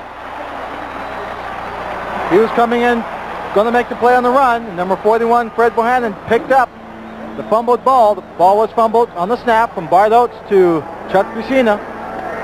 Pops straight up in the air. Bohannon, you can't see him. He's at the left of your screen. The ball pops up in the air. It's going to kick out to the left.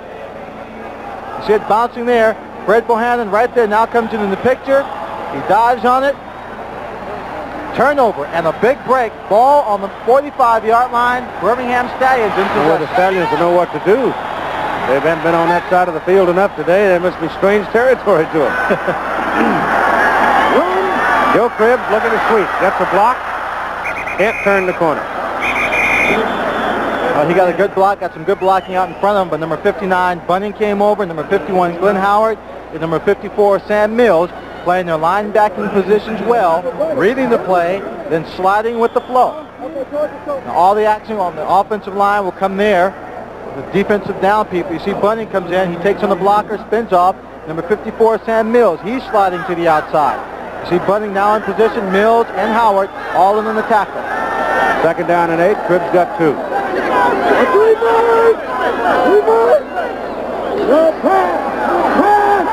Cribbs again looking for someplace to run. Cuts it back into the middle and gets to the 40. Just over the 40 for a couple of more yards. So it'll be third down and close to 6 yards. Now that particular play had flea flicker, one of those trick plays. Yeah, it did. All about it. The offensive line, they're not charging out as if it's a run, but nobody's crossing the line of scrimmage. Everyone's back. They're not downfield, but you have 3 receivers who are downfield. Joe Cribbs has that ball cradled and is running as if he had no intention of throwing the football. Call it third down and 5. Pass is incomplete, intended for Smith, as Stout was under some heat. Number 23, Antonio Gibson, came in on the blitz from his defensive cornerback position. He came right through the alley that Cliff Stout was looking at to throw the football. Jim Smith hadn't turned around, so he had no chance to make the play. And on fourth down, Riley Dodge is leaving his offensive team in. 4th and 5. Cribbs comes out. Gant is in. Well, apparently he's got Earl in there, hopefully to either provide some protection. He's not a bad pass receiver either. He's got the ball, and he isn't going anywhere. Well, now that's a funny call. Well, I think what he tried to do, Keith, was take advantage of the fact that on 4th and 5, obvious passing situation.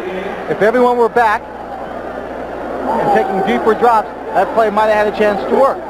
But as you mentioned about this ball club, they were going a little bit too much, east to west and not going straight down the field. They didn't get the blocking to make the play work. Here's some more bad news for Birmingham. Leon Perry, their blocking and starting fullback, and a key man in that offensive backfield, is down on the field with 5 minutes and 31 seconds to play in the third quarter. My only question I'm not questioning the call, I'm questioning taking your best runner out, Cribbs, and putting in Gant. Now, Earl Gant's a good football player, and I've watched him for years, including his days at Missouri, but he is a step slower than Joe Cribbs. Yeah, maybe 2 steps slower than Joe Cribbs. They lead 33-3 as Fusina gives it to David Riley, and Riley tumbles down as he rolls over the top of Max Jones, number 51.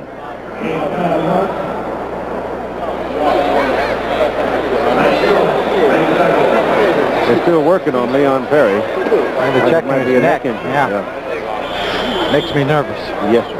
Dave Riley now with 5 carries has a total of 48 yards in the ball game today. Not a bad average? Nope. I wonder if he's still breathing hard. Got 6, second down 4.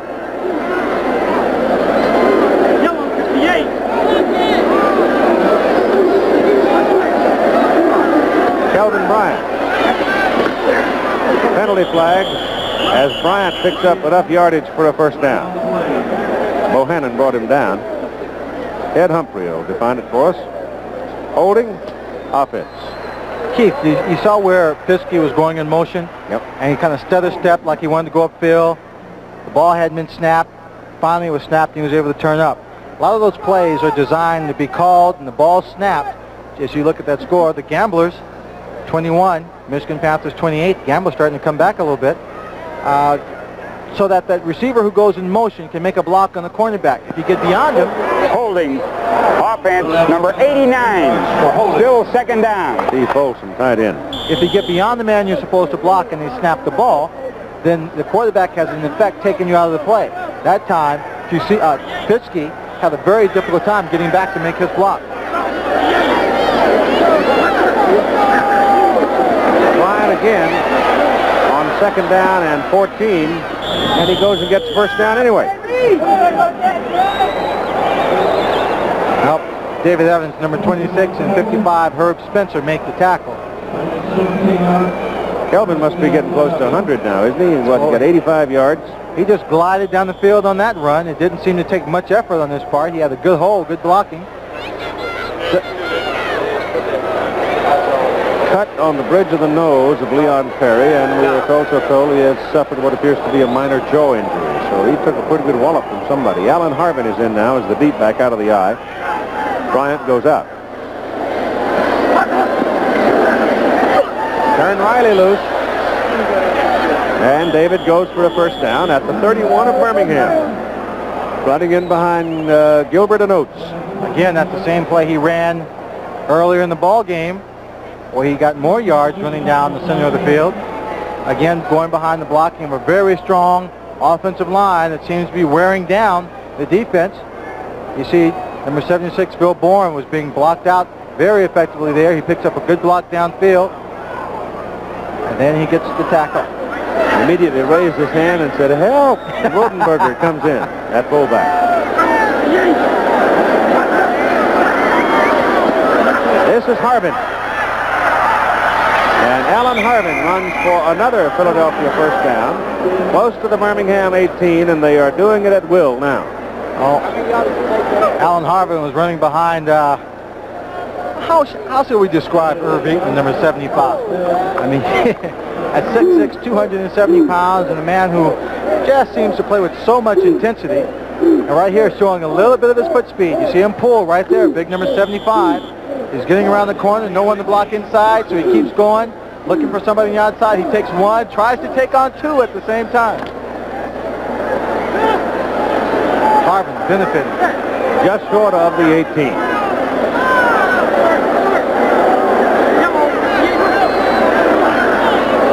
This is Rodenberger. A yard or so, maybe two. Bill Rowe, who has just come over. Bill Rowe out of Colorado played last year with the Boston Breakers and was up at Memphis for a time. And with all the injuries that Birmingham has had, they bring him over. Andy Canavino has also joined the Birmingham roster out of Michigan. I believe, if I remember, Andy might have been the all-time career tackler at Michigan under Bo Schembechler. Second down, call it 8.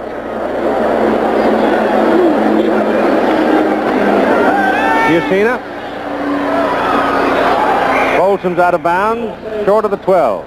Hit by number 41, Fred Bohannon. Fred had him pinned on the sideline, so rather than actually wrapping his arms around him and making a tackle, decided he'd just hit him hard enough to keep him going out of bounds. 2:08 to play in the third quarter. Number 80. And the Birmingham Stallions desperately need help. Well, it's a little late. You need a miracle. Well, we've seen the Philadelphia Stars come back. Not from 30 down.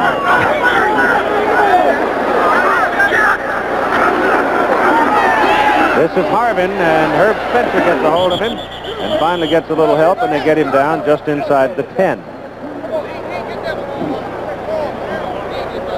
So let's see. They had to go inside the 9 for the first down. They don't have the first down. Spencer made the tackle. And it's worth it. Oh, my goodness. That's bad news for David Riley. Possible separated shoulder. Ah. Oh, that's a bummer, isn't it? Yeah, it is. After, and playing so well so far in the season. On 4th and a yard and a half, they'll go. Bryant is back in. Then Rodenberger over there is the extra blocker on the right side. Give it to Bryant. And he's close. That's a first down. Stallions were trying to turn him into a wishbone there for a minute. Jeez, that's a real tough mark they gave him on that particular play. It might be close. It might be very close to the first down. Well, he had to go inside the 9. Where's the ball? Oh, it's inside the 9. It's inside the 9. Now watch Kelvin Brown when he gets this ball. The line of scrimmage is just the other side of the 10-yard line. He's a strong running back. He goes up in the air. He's got the ball out in front of him. I'd say he's closer to the 7-yard line, or the 8-yard line at least, in the air with that football. Didn't make it. Birmingham holds and takes over. Well, a little help and a little break. I think we got screwed on that deal. Good job. That's a graphic description of it. Thank you, Coach Morris. We'll be right back. LA has won off 3 straight wins. We've got a new quarterback in the ball game now for Birmingham. Bob Lane in replacing Cliff Stout. Stout with a puffed up elbow has had a bad day, mainly because he's had to work so deep in his own territory. Very poor field position. Bob Lane, 6'3", 200, out of Northeast Louisiana, comes in at quarterback, and he's a good one. He's a good one. A change of pace right here at quarterback might be just enough to shake up the defense of Philadelphia. Ken Carlton makes his first appearance of the day as well. And Lane back, dumps it off to Joe Cribbs. Cribbs is out there, gets a little help, gets up near the 20, out, and he's down on the 20. And it's a first down for Birmingham. For a second, Chief, I thought that young Bobby Lane was going to get caught trying to set this screen up. They run a play-action fake to Cribbs there. He's rolling out to his right. You see number 59, John Bunning, coming in and forces Bobby Lane to hold up. Well, that's by design. He wants to throw back on the screen, and Joe Cribbs gets some good blocking out in front. First down. Stallions are now up on the 20. Lane's pass is incomplete. Pass was intended for Cribbs, and 47 Garcia Lane and Mike Lush, 27, were over there, and Sam Mills was also lurking in the neighborhood. Well, they had their leading receiver, number 86, Jim Smith, over there, and Joe Cribbs on the same side. And you put those two together anywhere on the football field, and you'll draw a crowd. Now we're told that David Riley has a bruised shoulder only. We hope that is correct. When you see the quarterbacks like Birmingham's has been doing all day, and right there Bobby Lane did the same thing that Cliff Stout had been doing. They're hitching. That means that somebody in the Philadelphia secondary is playing awfully well. Nothing there as William Fuller steps in to stop Joe Cribbs. And he goes down right on the line of scrimmage at the 20. And time is running out now in the third quarter of play. So the Philadelphia Stars lead after 3 quarters, dominating the game by a score of 33-3. And we'll continue after this message. Pass is away, pass is incomplete, intended for Jim Smith. He was being covered by Mike Lush. Pete Kugler broke through to put some pressure on the passer. Now it's punting time. Let's check in again with Mike Adams. Keith and Lynn, the word on David Riley, the running back, is that he has a mild shoulder bruise, something that has happened to him on and off this season. It's the AC joint and the irritation of it. But just talking to David, he wants to get back in this game. He knows he's on a roll, and he wants to go in and play some more good football. Mike, he's not too tired? Not too tired at all. When you're up by 33-3, you never get tired. You know that, Lynn. Thanks, Mike. Parsons in to punt with the wind at his back. Low kick, not much on it. Takes a Birmingham bounce where it is fielded by Garcia Lane. And Lane is thrown down at the 49. 43-yard punt by Parsons.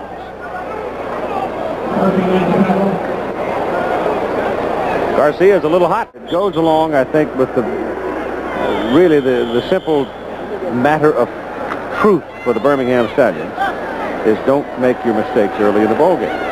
And they did, and it's cost them in field position, and Philadelphia's taken advantage of everything that's been laid in front of them. Ucina dumps it off to Alan Harvin, and Harvin now is knocked out from under the football by Fred Bohannon. So the pass is incomplete. Well, it goes back, I think, really honestly, to the first punt, Sean Landetta's punt. He got a good bounce on it, hit a knuckleball, and it rolled and let it roll dead on the 1. And really, from that point on, it's just simply been all Philadelphia.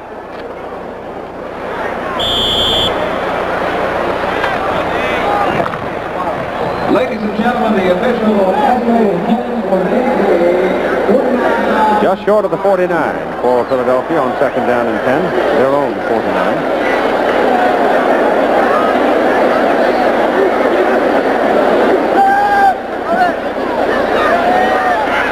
Pitsky, first down at the 39 of Birmingham.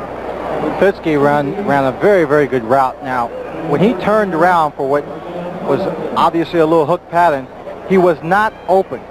Now watch as he turns around, there's someone underneath, people behind. he comes back to the football, steps right in front of the defender, and that is what causes him to be open. Fusina just waited for him to turn the corner and come back. It's a nice, neat little pass, picks up the first down, and keeps the drive alive. Rodenberger and Harvin are the setbacks behind Chuck Fusina.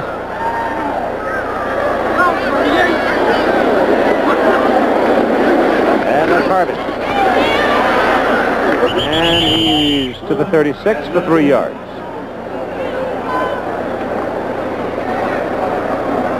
At 28-21 in Michigan, between Houston and Michigan. Big ball game in the Central Division. San Antonio and Chicago now. That's closed up some as Evans is bringing Chicago back. It's now 23-21, and Memphis, Washington in overtime in a 10-10 game. Walter Lewis scoring to tie it up and put him in overtime. And here's Brian Thomas now in the ball game. Brian Thomas out of Pitt. 5'10", 180, and he carries the football to about the 35. So Brian Thomas, who has been brought along rather slowly, has had now 14 carries with the Philadelphia Stars for a total of, what do you get there, 2, so he's picked up 53 yards. Well, with the score being 33-3, this is the kind of game that the coach, Jim Mora, enjoys because he can now get some of his backup personnel into the ball game and get some experience. Brian started under Jackie Sherrill at Pitt, finished under Foge Fazio. It is 3rd down and a good 6. Fusina gets it away to Herbert Harris and then takes a lick from a blitzing David Evans, and the pass is complete. Good for the first down near the Birmingham 27. Oh, it's a blitz control route. No, they don't mark it that far. It's marked at the 29, and they wanted to measure it. I saw the one linesman standing down to 27, but the other one's holding the football back there near the 29. Looks like the ball is inside the 29, and if it is, it will be a first down.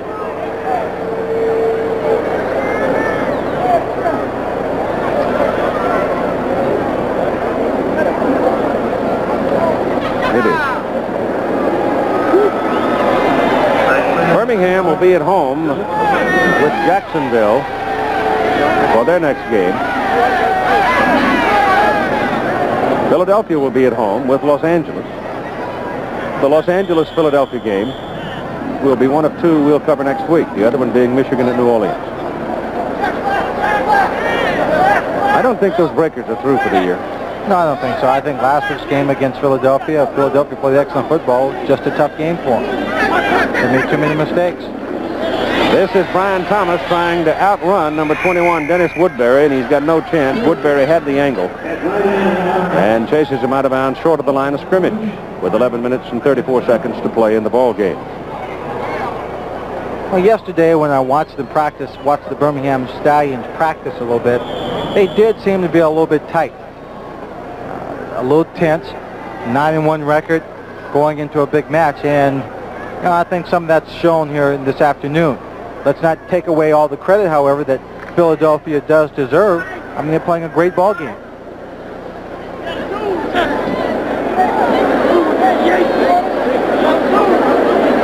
Harvin is in there now at the fullback position as Fusina goes back to throw, goes deep with it to Collier, and Willie can't get it. Woodbury, he had about a half a step on Woodbury and just could not quite get himself in a position to lean or jump for the ball. Both of them are running full stride. Collier looking at the ball coming at him. Wanted to get on his horse, had to keep that speed going just to stay up with it. You saw him get up on his toes as he let that one go to give it some loft. Wanted to drop this one right in over the shoulder of number 21 Woodbury, but it was just out beyond the outstretched arms of Willie Collier also. 3rd down and 12.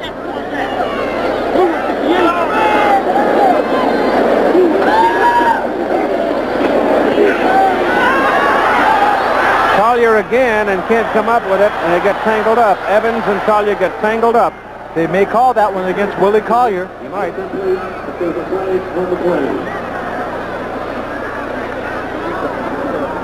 It looked like Willie Collier might have No, against Evans. Goes against Evans. It looked to me like Willie Colliers might have just slowed up and pushed off a bit in an effort not to outrun this pass. You see he gets outside of him. He's trying to turn around, though. Now, let's see where the... Well, his arm goes out. Evans' arms goes out, and I guess that's why they call it. But look at Willie Collier. He's looking back at the ball. You see his arm goes back. He tries to go over the top. He bumps the helmet of Evans. I don't know. That's a tough call to make. Well, the man is entitled to an effort at the ball, and I thought Evans might very well have denied him of the effort to catch the ball. Yeah, but the defensive back is also allowed to hold his position. He had position there, and the receiver can't go through him in an effort to get the ball. It's a first down for Philadelphia as Rodenberger carries it from the 17 and gets it to the 13. Picked up 4 on that carry. It has been all Philadelphia. Their record's now going to go to 10-1. Birmingham will drop to 9-2, still holding a 1-game lead over the Tampa Bay Bandits.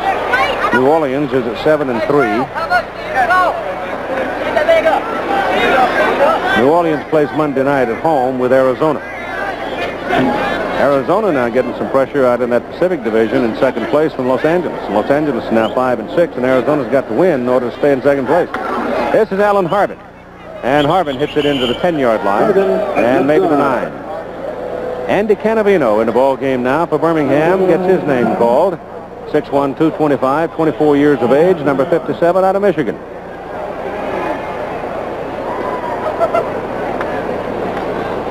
There's Andy. Philadelphia team is not slowing down, Keith. Unlike some other people we've seen in the past who have obtained big leads, they continue to be very aggressive, not getting overly conservative, marching down the field, long drives, trying to put more points on the scoreboard. Bucina rolls out, sends Donovan toward the corner, and throws short, intended for Folsom, and a good defensive play by number 24, Chuck Clinton. As it bounced off Folsom's hand. He's a little disappointed. Now, I don't know if it was tipped or not, but I think Clinton got a piece of it. Chuck Bucina here rolls out, and Chuck has got a lot of running room. If he should decide to do just that on this play, he can put pressure on the defense just by coming forward. He gets a receiver open, and no, I don't think anybody touched it. Just bounced right off the hands of Steve Folsom. 26-yard field goal try coming up now from Dave Trout. If he makes it, he'll have 5, and that will tie the USFL record. 29, 29, 25, 26, and 26.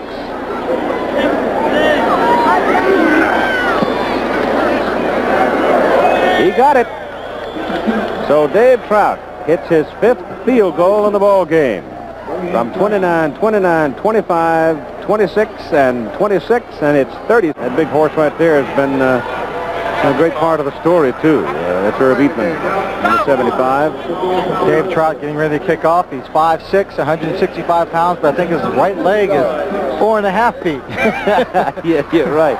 This is Earl Gant of Missouri, and for the first time today, off a kick, the Stallions are able to get reasonable field position out of it. The ball comes out near the 35. So there they'll go to work with Bob Lane at quarterback in relief of Cliff Stout. And it's at this point where Jim Mora, I'm sure, will play everybody he can possibly play to, one, rest people. One of the great dangers on a hot day like this, or any time really in an athletic contest, and football in particular, is when you get a little tired, fatigue sets in, that's when you get hurt. And he certainly doesn't want to get his people hurt. Chuck Bucina has been under a lot of pressure with the blitzing defense of Birmingham. He's been hit hard a couple of times. Lane's pass is away, and it is incomplete. Lush comes over and slaps it out of Jim Smith's hand. Would have been out of bounds. Lush, help from the rest of the Philadelphia secondary. 47, Garcia Lane. 56, George Cooper. They cut off most of the field, forcing Jim Smith into the sideline and reducing the throwing lane. Raleigh Dodge does not have in his offense, at least what we have seen today, any particular thing for the tight end down the middle. Tight end has not been a factor in this ball game. I'm somewhat surprised. Heat's own. Lane gets it off. It's incomplete. 9:20 to play in the football game. Lane gives the ball to Joe Cribb. And Joe weaves around and finds enough opening to get to about the 43. Well, here's the little big man who's put himself in the USFL record book, Dave Trout with Mike Adams. Keith, about the only time we talk to kickers is when they choke a little bit, but Dave has done everything well this afternoon. You tie a USFL record with 5 field goals. Is your leg a little tired? I'm tired, but, you know, it's not that bad. I just want to thank the Lord that I got the opportunity, and great team, and glad to be here. Okay. Great job. And kicking him to the wind, too. Thanks. It's about time. Ball takes a Birmingham bounce, heading for the goal line. They can't stop it. Rolls on in. Well, that'll help Bob Parsons' punting average for the day. He had the wind at his back. David Evans trying to slap it back out of there and couldn't do it. But the big kick has come too late. 8:37 to play. And 8:37 to play. Oh, look at this. Houston is caught up. It's all even now at the Silverdome. 28-28. They were behind at one point, 21-20. That was a heck of a ball game last Monday night between Los Angeles and Houston. Went overtime, and L.A. pulled it out. But when Jim Kelly takes a snap, that bunch of receivers he's got, they're like a covey of quail. They just go, choom, they're gone. They're like the bullets in a long-range rifle. They just fly. They were behind 21-0 at one time. That's right. Tim Reardon is in at quarterback, and Brian Thomas at tailback, and Brian is on his way for his biggest run of his professional career. He goes out of bounds just about the 48-yard line. I'll tell you one thing, Miles Tannenbaum and Carl Peterson, the owner and general manager of the Philadelphia Stars, left a few minutes ago, and they were beaming. They looked like a morning sun on a clear day. Jerry Sklar, the general manager of the Birmingham Stallions, came in, and I'll give the man some class. He had a half a grin. And that's pretty darn good. That's a lot under the circumstances. I think he realizes that, as most people have seen the Birmingham team play, that even though they're behind 36-3, they're a much, much better football team, and they just have had some bad mistakes today. Well, they're a playoff team, I think, don't you? I think so. They just their offense couldn't get on track. They had poor field position throughout the day, and that gives the credit to the Philadelphia Stars special team. The only thing about that Southern Division, though, when you look at it, you got Birmingham's going to be 9-2, Tampa Bay 8-3, New Orleans, if they win tomorrow night, will be 8-3. Otherwise, they'll drop to 7-4 against Arizona. But that's a tough division. Well, I think when you look at the talent that the teams that are playing in the Eastern Conference, that's where all the strength in the USFL is.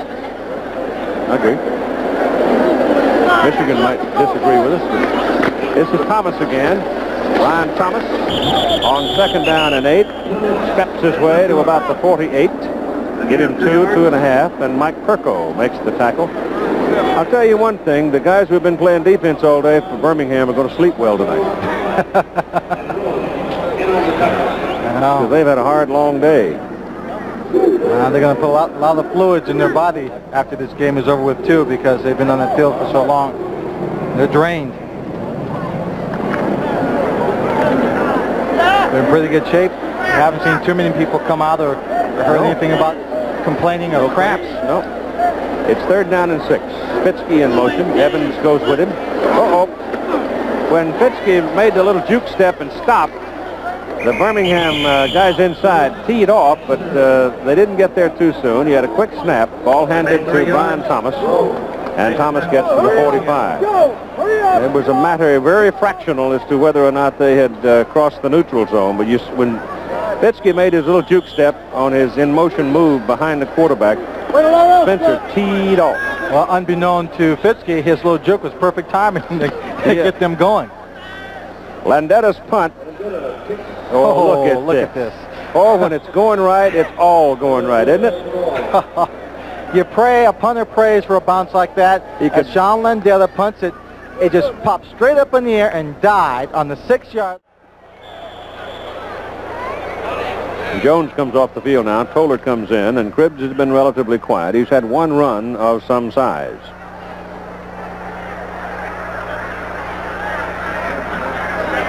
And so far, still, no running back has gained 100 yards against this Philadelphia team since it was put together. That's Cribbs carrying, and he gets it up to the 12. So they'll be looking at 3rd down and about 4.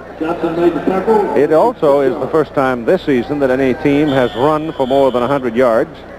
against the Birmingham Stallions, but Philadelphia long ago went past that total.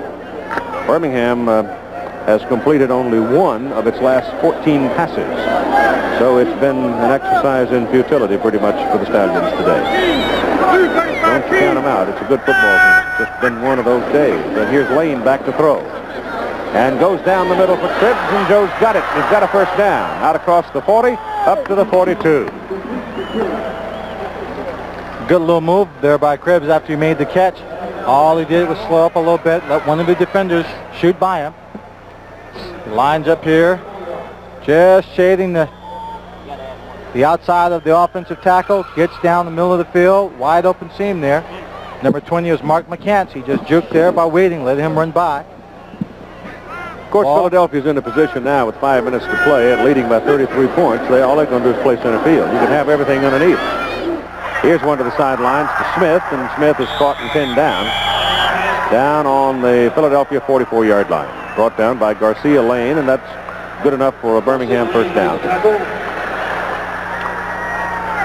Looking in now on other scores from around the USFL today. New Jersey won big, or is winning big, and the Washington Federals in overtime beat Memphis with a Memphis won that game, beating Washington 13-10. Walter Lewis ran in for the tying touchdown in the closing seconds of the game, apparently. And now Alan Duncan has kicked the field goal to win for the Memphis Silver. Lane goes down the middle with it. Joey Jones running after it. Got it. Touchdown. 44 yards.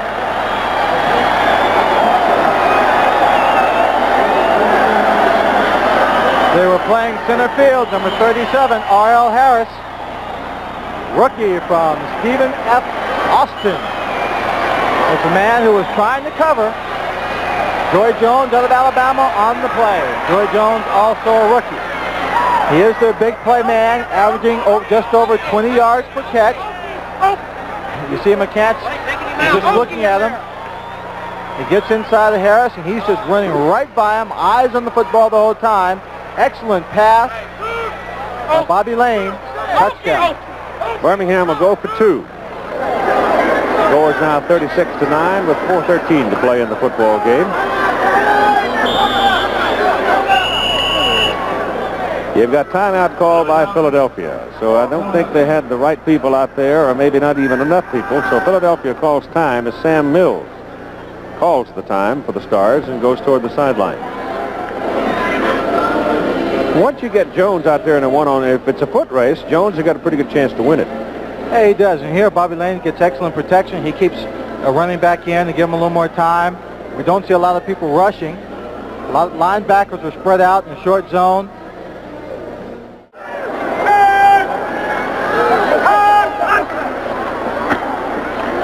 Lane gets it off, and it's caught by Smith, and it's good for the 2-point conversion.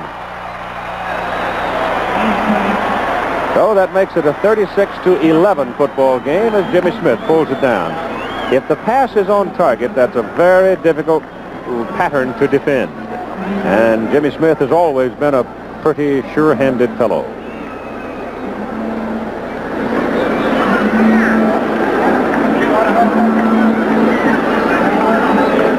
And I think we might have an onside kick attempt here. All the receivers are up there for Philadelphia, and it looks like Philadelphia has covered it. You had some of the defensive backs, some of the receivers, including the tight end Folsom, up on the front line for the receiving team. And the Stars come up with the football at the Birmingham 48. Here's the speed merchant, Joey Jones, with Mike.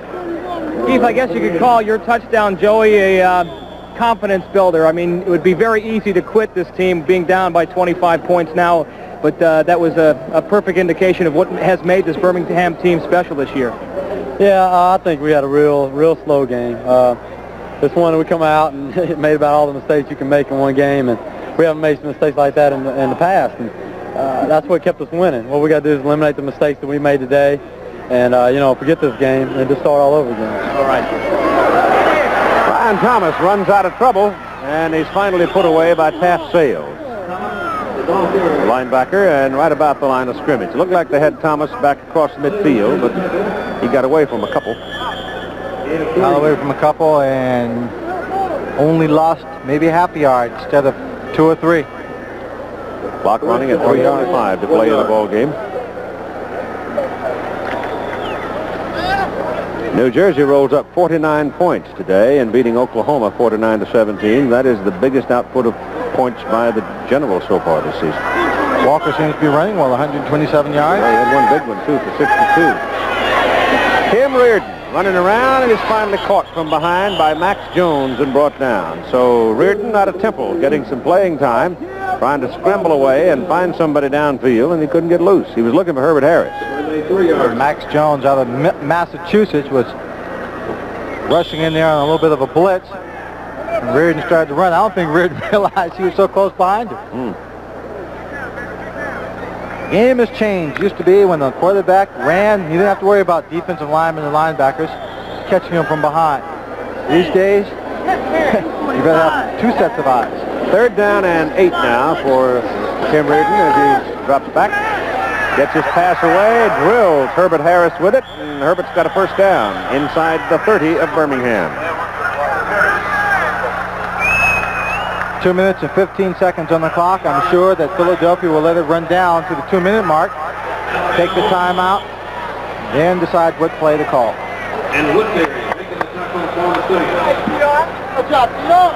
And that's what they're going to do.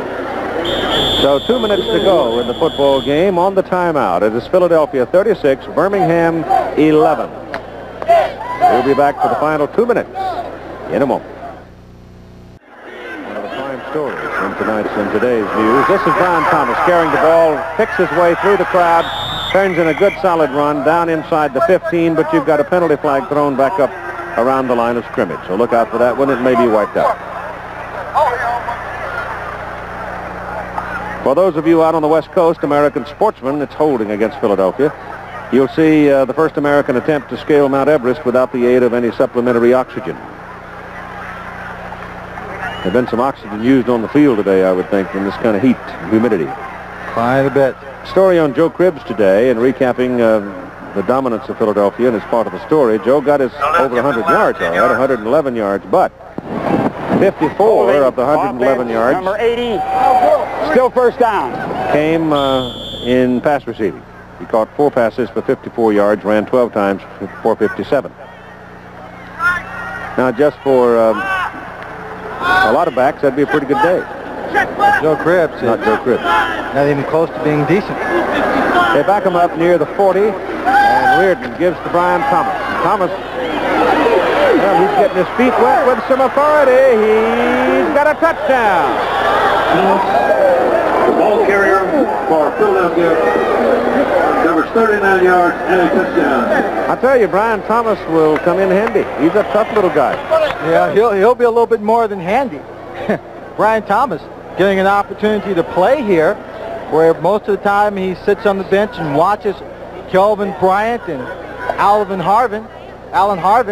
This time he takes the ball after having a big run, nullified by a penalty, goes straight up the middle, good blocking by the offensive line, and crosses the goal line for another score. And Bryant's got 69 yards now on 7 carries and a touchdown. He'll be in doing some lobbying next week with Jim Moore for a little more playing time, I'll bet. Reardon holds it, and Dave Trout kicks it. And Dave Trout has taken a run up the scoring ladder today, too. He's had a big day. 5 field goals, plus the extra points. He scored 19 points in the ballgame. Add them to the 59, and you got 78 points now for Dave Trout on the season. Jim Moore has to be pleased. 43 points for the Philadelphia Stars. You've got 1 minute and 43 seconds to play in the ball game. We're winding it down. The kick goes into the end zone, through the end zone, and will be brought back. And looking at the scoring now, Trout had 59 coming in. I don't know how many points Herschel Walker scored today. I know he got at least 2 touchdowns. He got 3 touchdowns. So Herschel had 62 points plus 18. He has 80, so he'll still be on top of the scoring in the USFL. But Trout's going to be right there with 78, and his 19 points in today's ball game is a game record for a kicker in the USFL. Little guy used to kick down in the Amazon jungle when he lived in Brazil before he came up to Pittsburgh. in the junk last night. Carrying the football is Earl Gant from Birmingham, 2 yards as he tries to cut it back against the grain. He can't get much out of it. And the Stallions right now, I guess, just willing to let this thing run on out and get this thing over with, and as soon as possible get it out of their memory. And the lesson to be learned here is simply don't get yourself wound too tight and don't make too many mistakes too soon, especially against a good football team. This is not just one of those games you want to say, well, we'll forget about it tomorrow. You want to take it out to the cemetery and bury it. Yeah. Put a mark on it or leave it unmarked. Hope it never comes back. Bob Lane's pass is intercepted, thrown right into the hands of Glenn Howard. The ball was thrown behind the intended receiver. Earl Gant, I think, was the man for whom the ball was intended. And suddenly, all of a sudden, here's a gimme for Glenn Howard. Houston and Michigan have now gone to overtime in their ball game at 28-28. That's a big ball game in that Central Division. They were tied for the lead. Here's the pass by Lane now, and it's thrown behind the receiver. And Glenn Howard is in the right place at the right time. You know what the problem is in a game like this, Keith? 1 minute and 3 seconds left on the clock, and more than likely, or a possibility that the quarterback will take the ball and flop on it. Let the clock run out. But if you hand it off to a running back like Brian Thomas, he's going to try for a touchdown again. Sure he is. Except this time it's Jeff Rodenberger, and he'll try too. And he picks up some yardage out of it, moving the ball from the 32 down to about, what, the 24? 8 yards. 50 seconds, 49 on the clock, running down.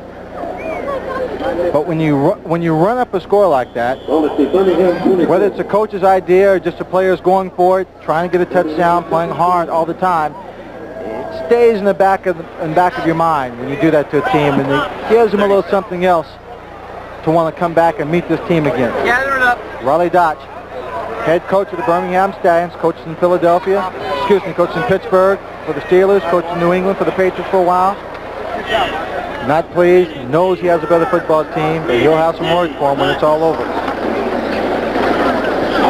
That's Rodenberger carrying, and the clock is winding down now, and this one's just about history. The Birmingham Stallions record will drop to 9-2. The Philadelphia Stars Way to kick that thing. go to 10-1, and Dave Trout scores 19 points for a league record for a place kicker. And the game's over with the final score. The Philadelphia Stars 43, the Birmingham Stallions 11.